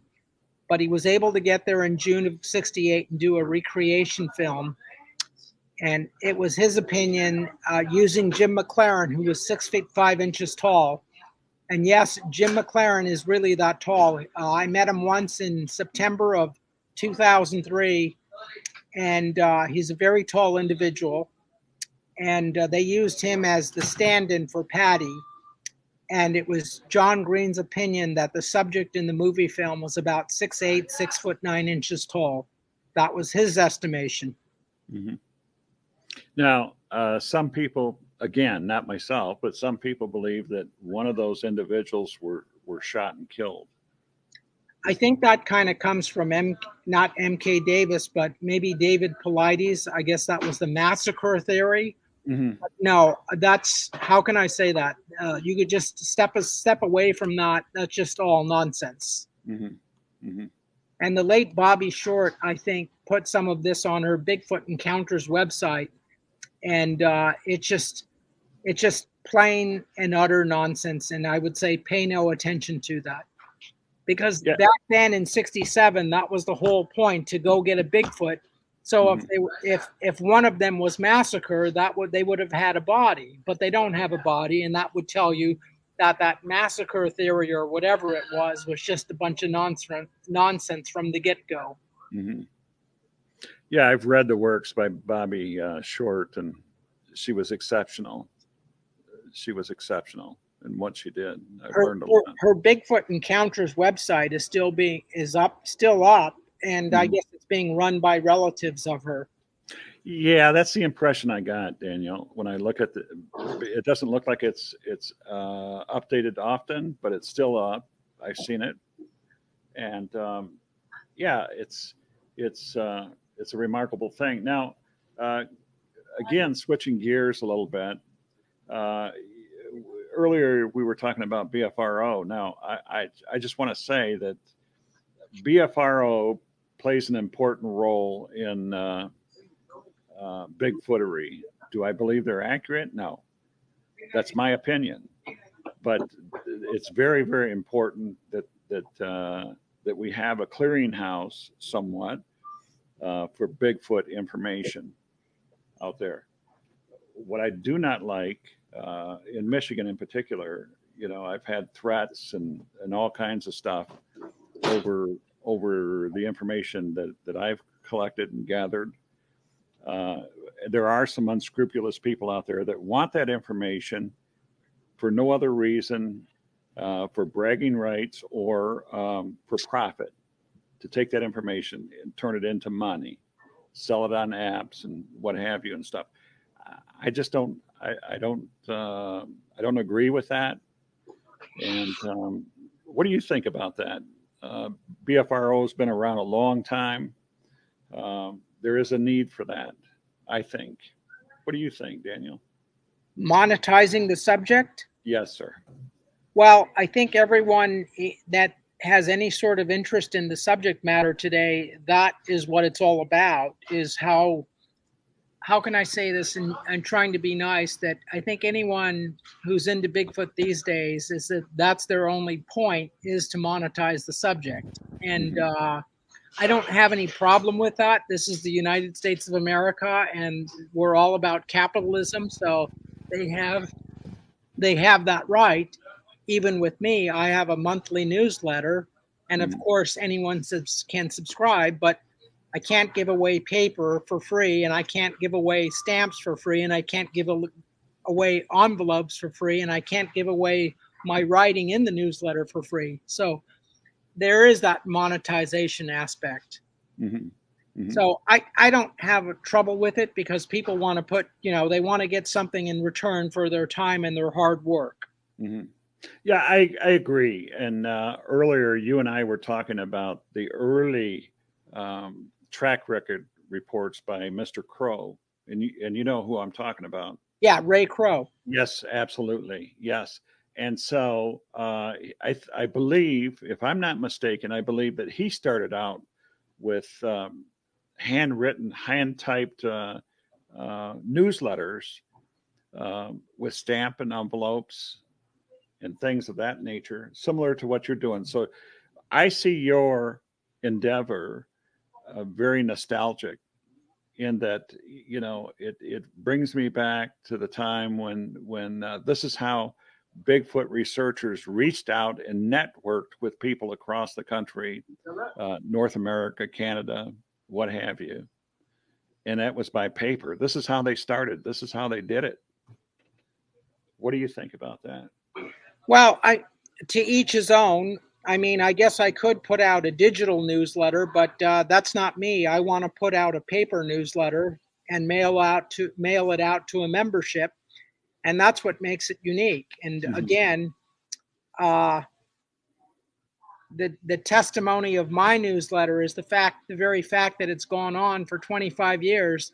That should say something to anyone who wants to think about the newsletter, that it survived this long for a reason. Mm-hmm. And how many? You said 26 years. This has been we're in our 26th year now. Yeah. So I'm gonna put you on the spot here. You don't mind? We have about a little over 860 members right now, and I'm one of them. And you're one of them. I am indeed. The membership varies from month to month, because oftentimes they're there for a year and they forget to resubscribe, and I don't remind them, and off they go, and then a couple years later they're back. Mm-hmm.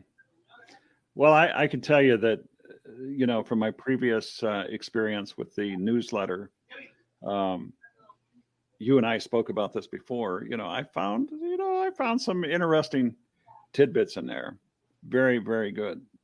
And if I want to know who's who in the Bigfoot community, that's the place to go to. And I pick up the newsletter, I look. I don't see my name in there. What? I don't see my name in there. Yeah. If you go to the Bigfoot Times Index, I don't believe you've been mentioned one time yet. Yeah. Well, I think you'll do something about that, won't you, Daniel? We'll probably have to add your name there and have a discussion about you and what you're doing, because I've actually never seen your Facebook group online yet, and I'm a member of Facebook. And as we were discussing a couple of days ago, I had difficulty finding your site, to be quite honest with you. Mm-hmm. Mm-hmm. Yeah. I'm a little, Daniel, I march to a different beat. I pride myself and not doing the same old stuff that you see on social media.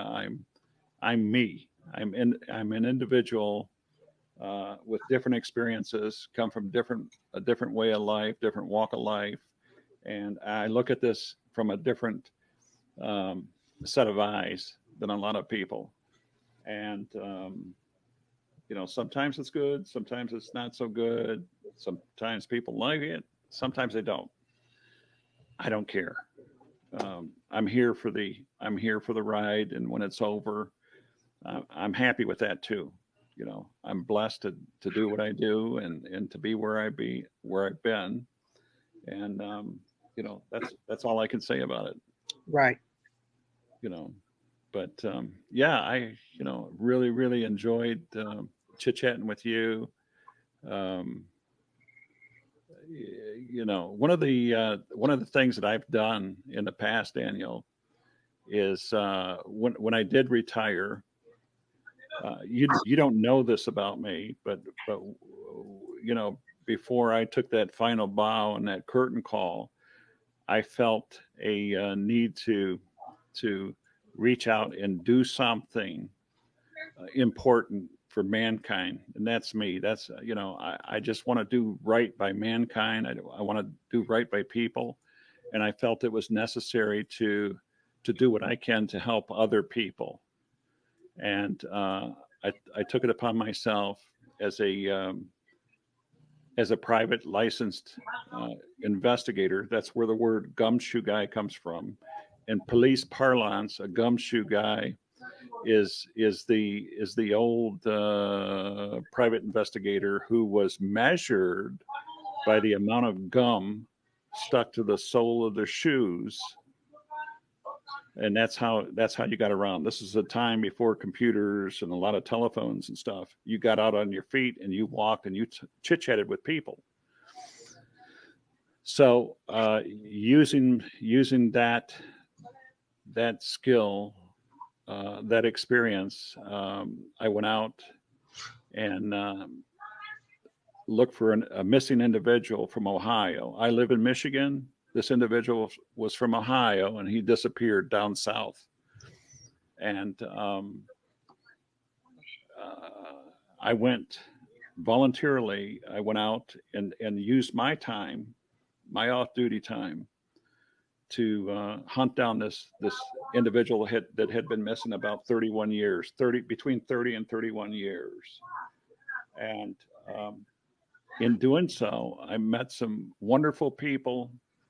It renewed my trust in people, and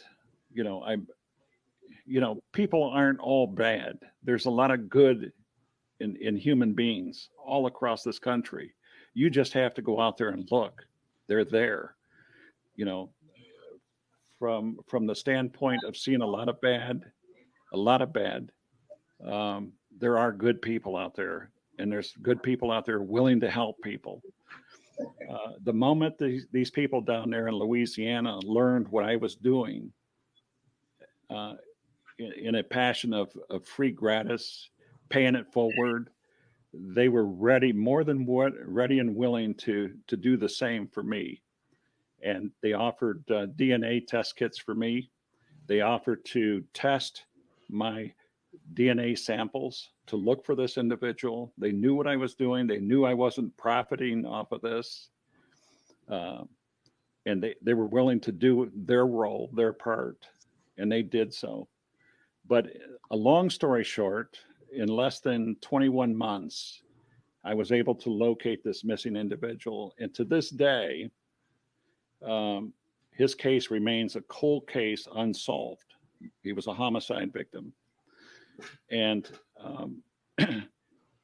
it took me another 3 months to get his body back to his native Ohio home from Texas.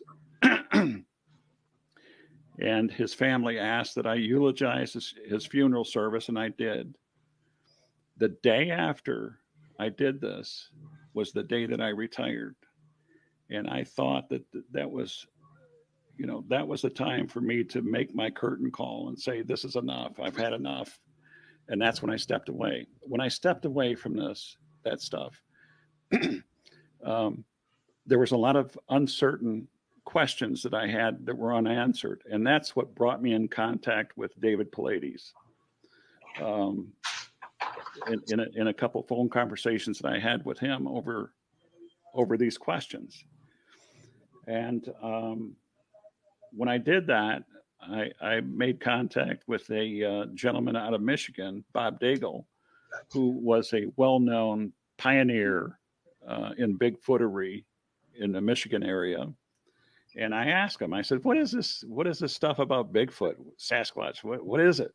And is there truth to this? And if so, have there been any sightings in Michigan? That's what initiated the reason for me getting involved with this 12 years ago. And from that point on, Daniel, I set up 4 different databases. 4. One Michigan, one reference book, which is really nothing more than an encyclopedia of reports with over 235 subject topics. And when I look at reports, when I read reports and analyze these different reports, I'm looking for flagged words. I'm the one that created these flag words, specific terms, words, and I look for these flag words.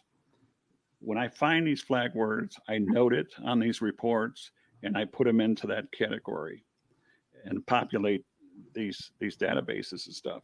So when I, in passing, tell you, that I've looked at over 138,000 reports, I mean exactly what I say. I've looked at these, I've read these.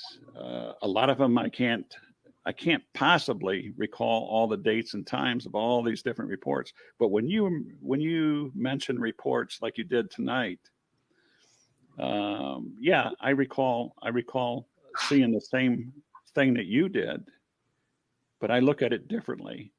And it's very interesting. And once you start getting involved with this, it grows on you like a passion. And it's sort of tough to break away from that. So I don't know at what point did I step away from this. I am assuming that I will at some point, but it's an addiction, I would think. Do you see your work in Bigfoot Times similar to that, Daniel? In a way, I'm sure the newsletter, the Bigfoot Times, by the time I'm expired, that it will be my legacy. Mm-hmm. And because it has an index to it of the entire newsletter, and people will have access to it after I'm long gone, they will make the realization, or they will make the determination whether it was good, bad, or in between. Mm-hmm. So yeah, I suspect my work on the Patterson-Gimlin film and the Bigfoot Times will be my legacy in Bigfooting. So, Daniel, how do you want to be looked at? As a serious investigator. Mm-hmm. That's your legacy, and that's the way you want people to see you years from now. Yes. Mm-hmm. Yeah, I can understand that. I can see that. Mm-hmm. Now, by the way, I've met Wayne King, who was one of the original Michigan Bigfoot investigators. Pioneer. When I was in Michigan in 1996, I specifically went up to see him, and I spent a good part of the day with him. Mm-hmm. And boy, he had files, and he was just really all into it. And he's long retired now, but he's still living. But I don't think he's doing anything with Bigfoot, because if I'm not mistaken, he would probably be late 80s by now. Mm-hmm. And in 1980, one of the first Bigfoot books, or one of the early Bigfoot books, was authored by a Michigan native, Dr. Kenneth Wiley. and it wasn't a positive spin on the Bigfoot. He was actually quite skeptical about the whole topic. But again, he's from Michigan as well. Now, if I'm not mistaken, I mean, just to show you how much I read and research this stuff. Mr. Wiley was a professor out of Michigan State University, if I'm not mistaken. I think so. I think he worked on the university system. I'm not sure where. I forget exactly what his specialty was, but he had a PhD in something, and it's noted in his book, Bigfoot. And he interviewed Rene DeHinden, John Green, Wayne King. Unfortunately, he did not interview Dr. Grover Krantz, and I'm not exactly certain to this day why he did not. And Dr. Kenneth Wiley is still living as well. Now, I've heard from, from within the Bigfoot community circles that Rene, you mentioned him several times, DeHinden, and I've never met the man ever. I believe he's deceased now, isn't he? Yes, he passed away in April of 2001. Yeah. From what I heard, he was a difficult man to get to know. That's true. And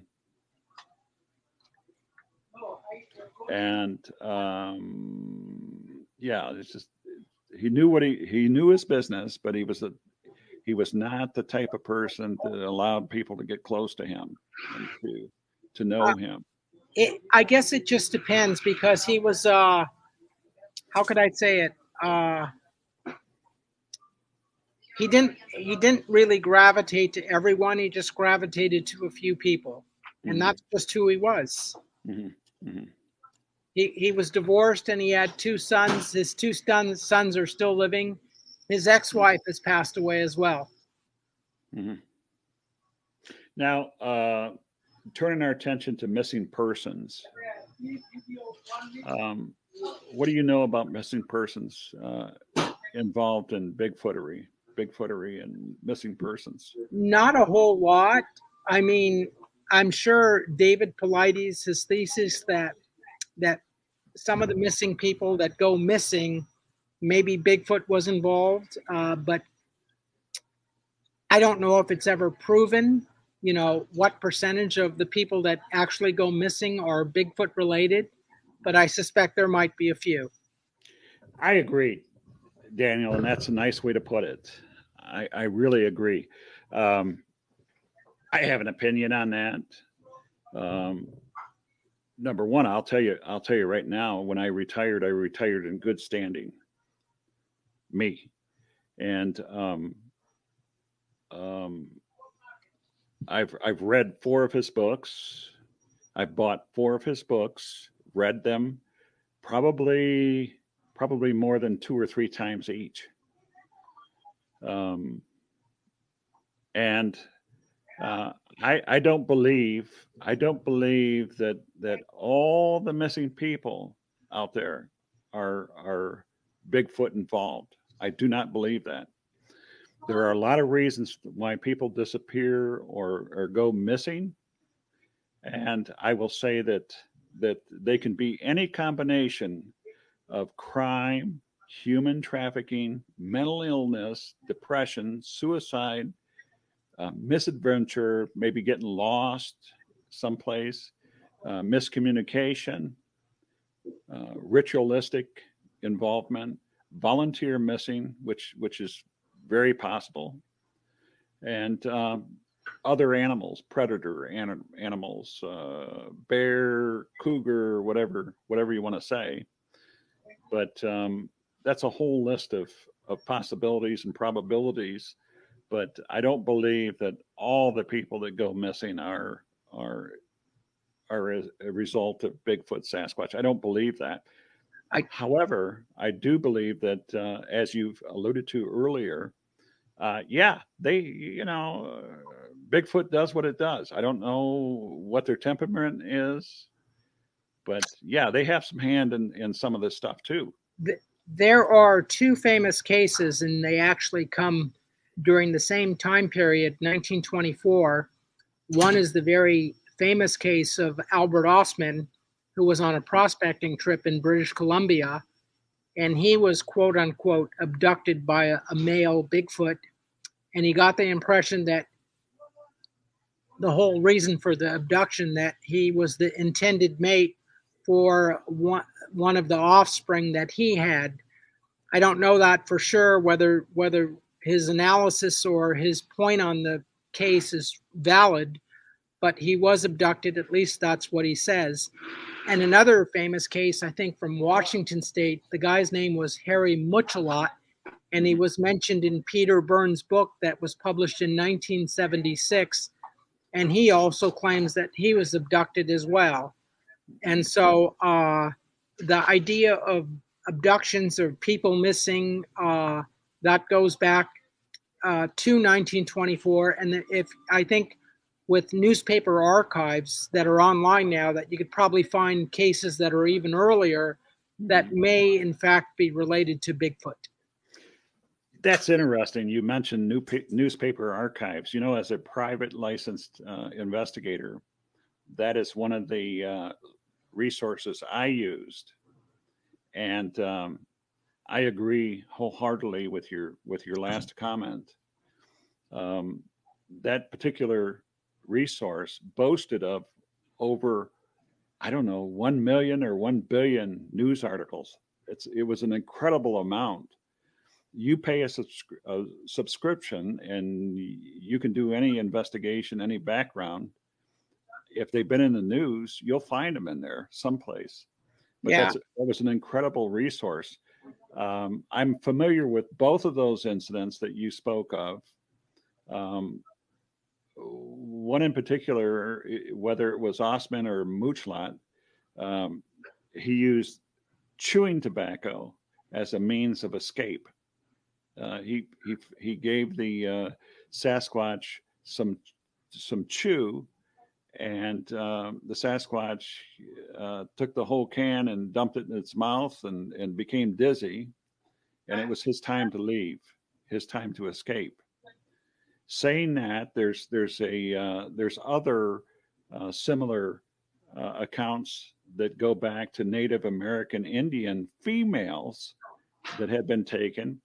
And they claim that pine gum, the gummy substance from trees, was placed over their eyes when they were abducted, so as to blind them temporarily, so they can't tell where they went or where the Sasquatch's lair was.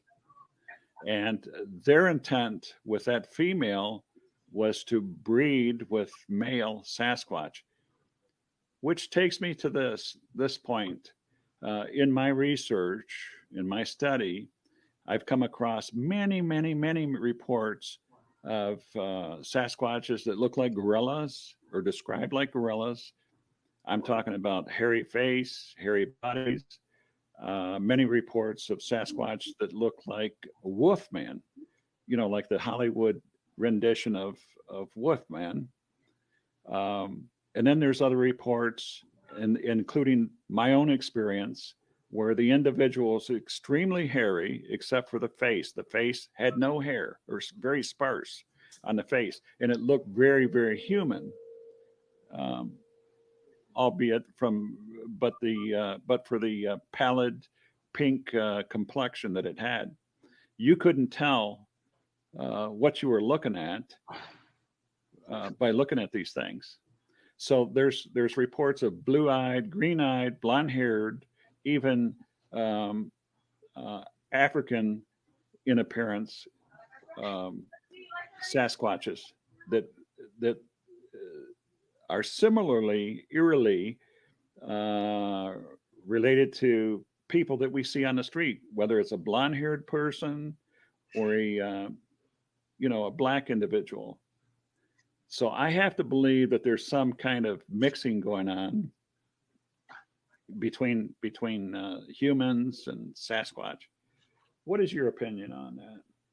Well, it's hard to say at the present time because we don't know But the idea of Bigfoot abducting people, especially younger juvenile people, I would say that might be happening in some instances. And I'm just happy that David Paulides, with his work on abductions or the missing 411 or whatever he calls his book, that some of those might be Sasquatch related. I can't say all of them are because I don't know if the evidence is there.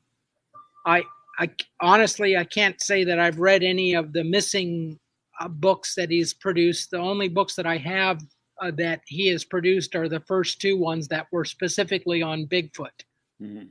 So, but the idea of abductions, I wouldn't be surprised, but it's an interesting topic. There's so many tangents that you can take when it comes to Bigfoot that that's just one more avenue, one more off ramp to study. Mm-hmm. There's a wonderful report out of Oklahoma from one of the Native Indian reservations, and the story goes that the mother interrupted an abduction of her child while camping. Because of that experience, she related her experience with another unrelated camper, and told her, issued a caveat: watch your child. You got a small child with you. Watch your child at night. And the lady says, why? She says, because something will come along and try to abduct your child.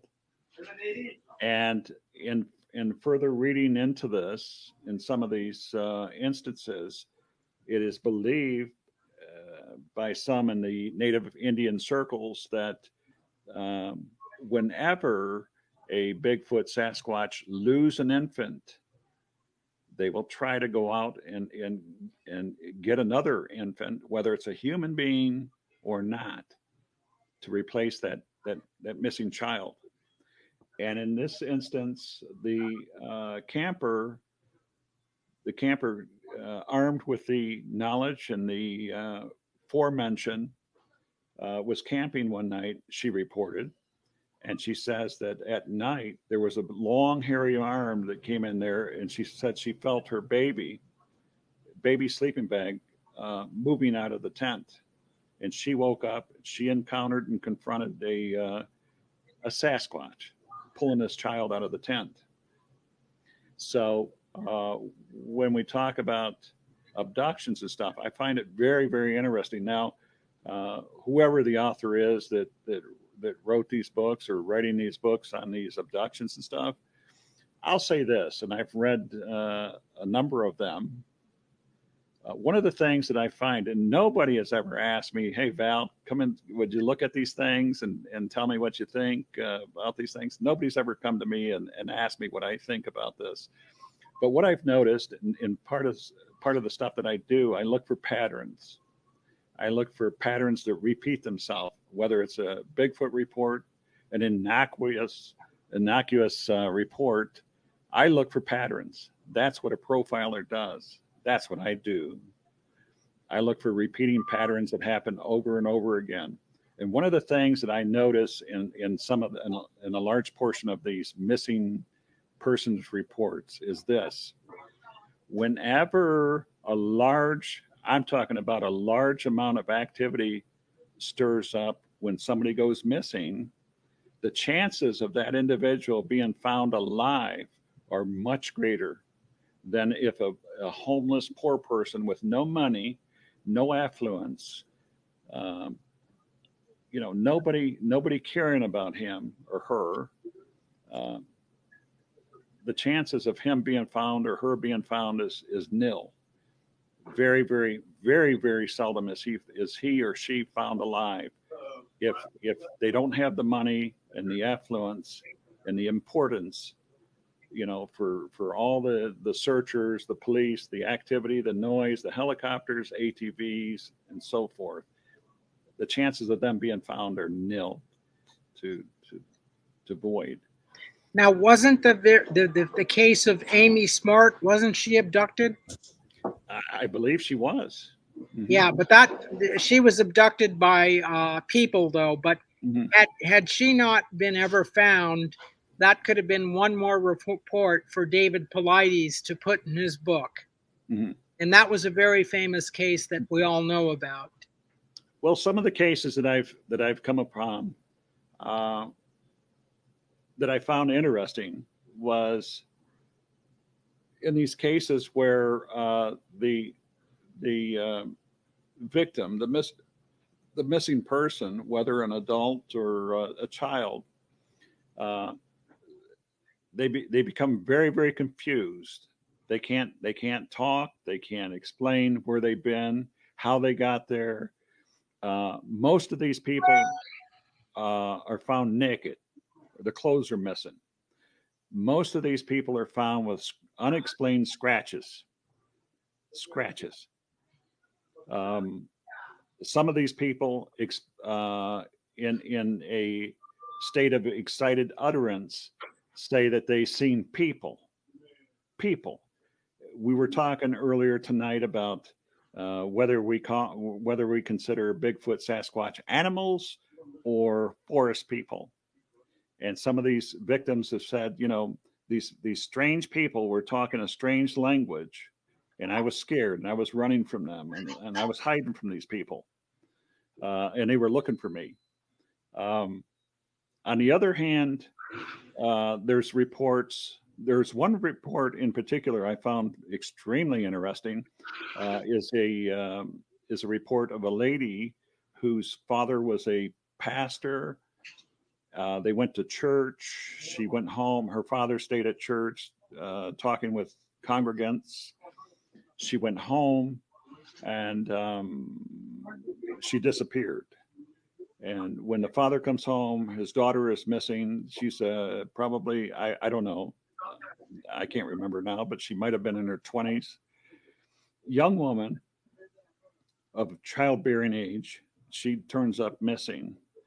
Uh, the whole town comes out to search for her. They can't find her. They look around the house. She's just missing. And this search goes on for 4 days. And they end up finding her, Daniel. They find her. They find her in a tree, and she's naked. All of her underclothes and clothes are at the base of the tree, but they find her up in a tree, and she can't explain how she got up in a tree. You remember we were talking earlier about trophies and ornaments? Mm-hmm. Yes. Again, in the tree, she's found unexplained. She doesn't know how she got there. She doesn't know what happened to her. Um, that's just one case. In another case, there's a case of a lot of cases of children going missing, and they're found in an island in the middle of a swamp, 2 or 3 or 5 miles away from where they went missing. There's no way that these 2 and 3-year-old children can walk that distance and cross a deep swamp, whether it's at night or daytime, and find themselves um, in a dry swamp and on a little island in the middle of a swamp if they weren't placed there by some individual. Um, in my study research, I specifically look for incidents that occur around swamps. There's plenty of them. In one instance, one missing individual was found partially eaten on a tree. Again, we're talking about trees. Remember, we talked about ornaments and trophies. This individual was found in a tree, laden branches and stuff. You know, um, it's easy to explain away these things that, yeah, it could be this or it could be that. But when you find all these people with all these patterns reoccurring, all these unexplained scratches, there was an individual that was on this particular show from Michigan who shared with us an experience that he had as a child when he interacted with a juvenile Bigfoot. And for some unexplained reason, other than to pound his chest like Tarzan. It set off something in this juvenile where it became belligerent and threw him off of a hayloft, stripped his clothes, and stripping his clothes off, this juvenile caused some very deep lacerations above his groin, to the point where he had to go to the hospital or something to have this taken care of. So, in my study and research, I note that Bigfoot Sasquatches don't go to get pedicures. They don't use fingernail clippers. Their fingernails have utilitarian value. They use their fingernails for knives, for can openers, for a lot of different things. They use it for weapons. So scratches and unexplained scratches make sense to me. It makes sense. What do you say about that?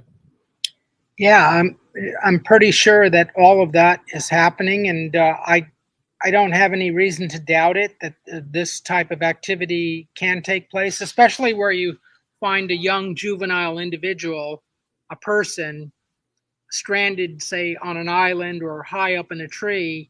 The question is, how, or high up on a rocky bluff on a mountainside. Mm-hmm. The question is, how did that individual get there? It Mm-hmm. doesn't seem like a little 3 or 5 year old could do something like this. It seems like that individual would have to have had some sort of help.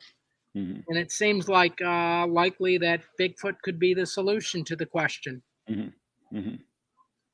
Now, one thing that I noticed in a lot of these books that I've read, there's no mention, very rarely is there mention of any unusual footprints. Um, that doesn't, for me, it doesn't say that Sasquatch wasn't involved in it. It just means that people are people. Right. People then, as in now, there's some people that aren't familiar, they're not informed, they wouldn't know how to go out and look for evidence.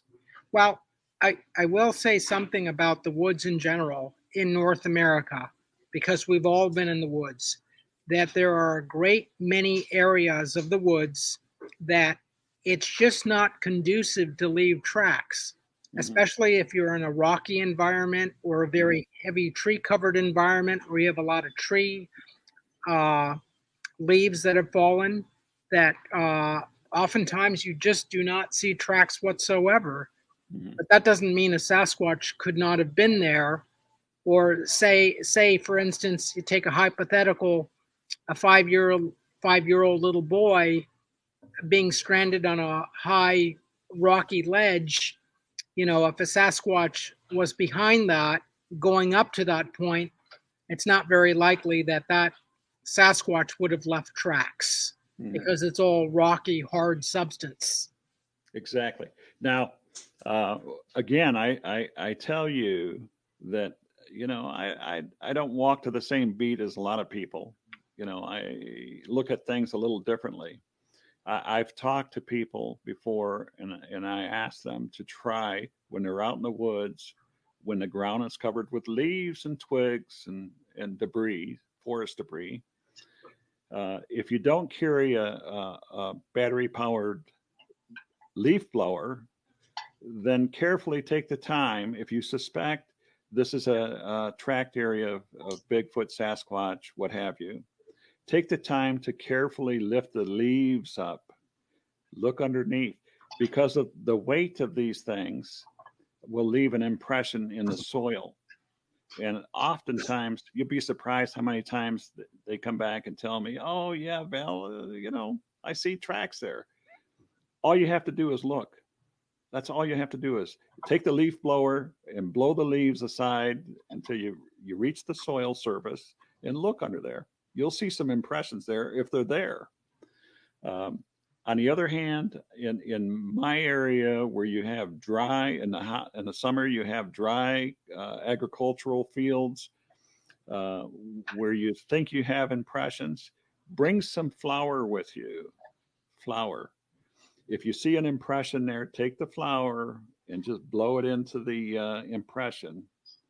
And if there's any kind of indentation in the soil, that flower will illuminate the impression. Then you take a picture of it. That's how you do the sleuth work. That's the way you do it. What do you say, Daniel?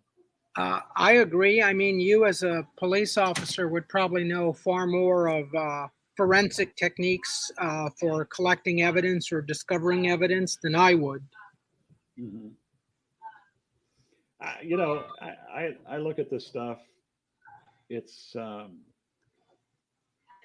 very interesting. I don't like going out in the woods because too much. I don't like going out there because of the deer ticks. I don't like the chemical that they spray on the foliage, the defoilant. I don't want that on my clothes. I don't want to bring it home. There's a lot of reasons why I refrain from going out to a lot of these different places and stuff. But I really go ahead, Daniel. I will say something. When I was in Michigan, I don't know if it was last year or the year before, to give a talk, that we went out in the field and we camped out in the field, is that I could not believe the amount of ticks that were out there. I remember coming back home, flying into Los Angeles, and I opened my suitcases and I even had ticks in the suitcase. Oh, no. So yeah, they were just in an incredible amount of ticks. I mean, I'm home. I come out of the woods. I'm home. I'm sitting at my computer, and I feel something crawling on my neck, and I reach up and pull it off, and it's a tick. It's on my neck. These things were all over the place, and I try to cleanse myself quite wood before I get in my car and stuff. But yeah, those are the hazards of going out and stuff. But yeah, I find it very, very interesting. This is what I do. This is what you do, and I'll tell you what, it's been a big, big pleasure to have you here, Daniel. What do you say, Grizz? Absolutely. It's been wonderful, man. I can't express the gratitude. That's for sure. It's nice to have somebody with some common sense. Yeah, absolutely. So, yeah, man. I mean, he rocks it. I like it. So, I did some research on him in one of the other groups. So, yeah, so I know where he's from. Absolutely. Mm-hmm. And Daniel, thank you so much for joining us today and expressing, your point of view on the subject and everything. People are very entertained and appreciated it. But, man, that was awesome. Thank you for having me. I didn't know we were going to be over 2 hours, but it is what it is. And I told you I'd be on the show, and I did it. Well, I greatly appreciate it. I'm glad you did. Very good, Daniel. Very good, my friend. Well, just tell everyone that if they want to get a good newsletter, go to the Bigfoot Times. Mm-hmm. Bigfoot Times. And that's at bigfoottimes.net. Is that correct? That's correct. bigfoottimes.net, ladies and gentlemen. Make sure and check them out. Daniel Perez, thank you once again, sir. You have a good one, and we really appreciate your time. Thank you. Okay, very good. I'm signing off. It's about 5:30. It's time for dinner, and you guys have a good weekend, what's left of it. Thank you, Daniel. You bye-bye. Wow, man.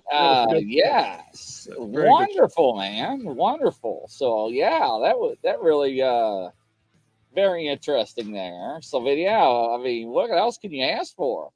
Now, next week, I'm going to try to have a guy from Michigan on that's going to come in and show and explain some audios that he collects. He collects some quite interesting audios of Bigfoot communication. Tonight, we talked to Daniel, and we talked a little bit about the linguistics and the communication and stuff. But next week, hopefully, you'll get a listen of what they're actually picking up out here with the wonderful devices and stuff. So that's what's in store next week. Yeah. So should I sign off like Joe Biden and hail to the Queen, or save the Queen? And which way do I go, on or off stage? I think I'm gonna go back and enjoy my what's left of the Father's Day, and thank everybody for the time, and most of all, Grizz, thank you so much, my friend. We'll talk again next week. Absolutely, ladies and gentlemen. Once again, that's a wrap. Y'all have a great day, and happy Father's Day to everybody. We love you guys. We'll see you next week. Audio. I can't wait. Take care, guys. We'll see you, Val. Bye, Grizz. Bye.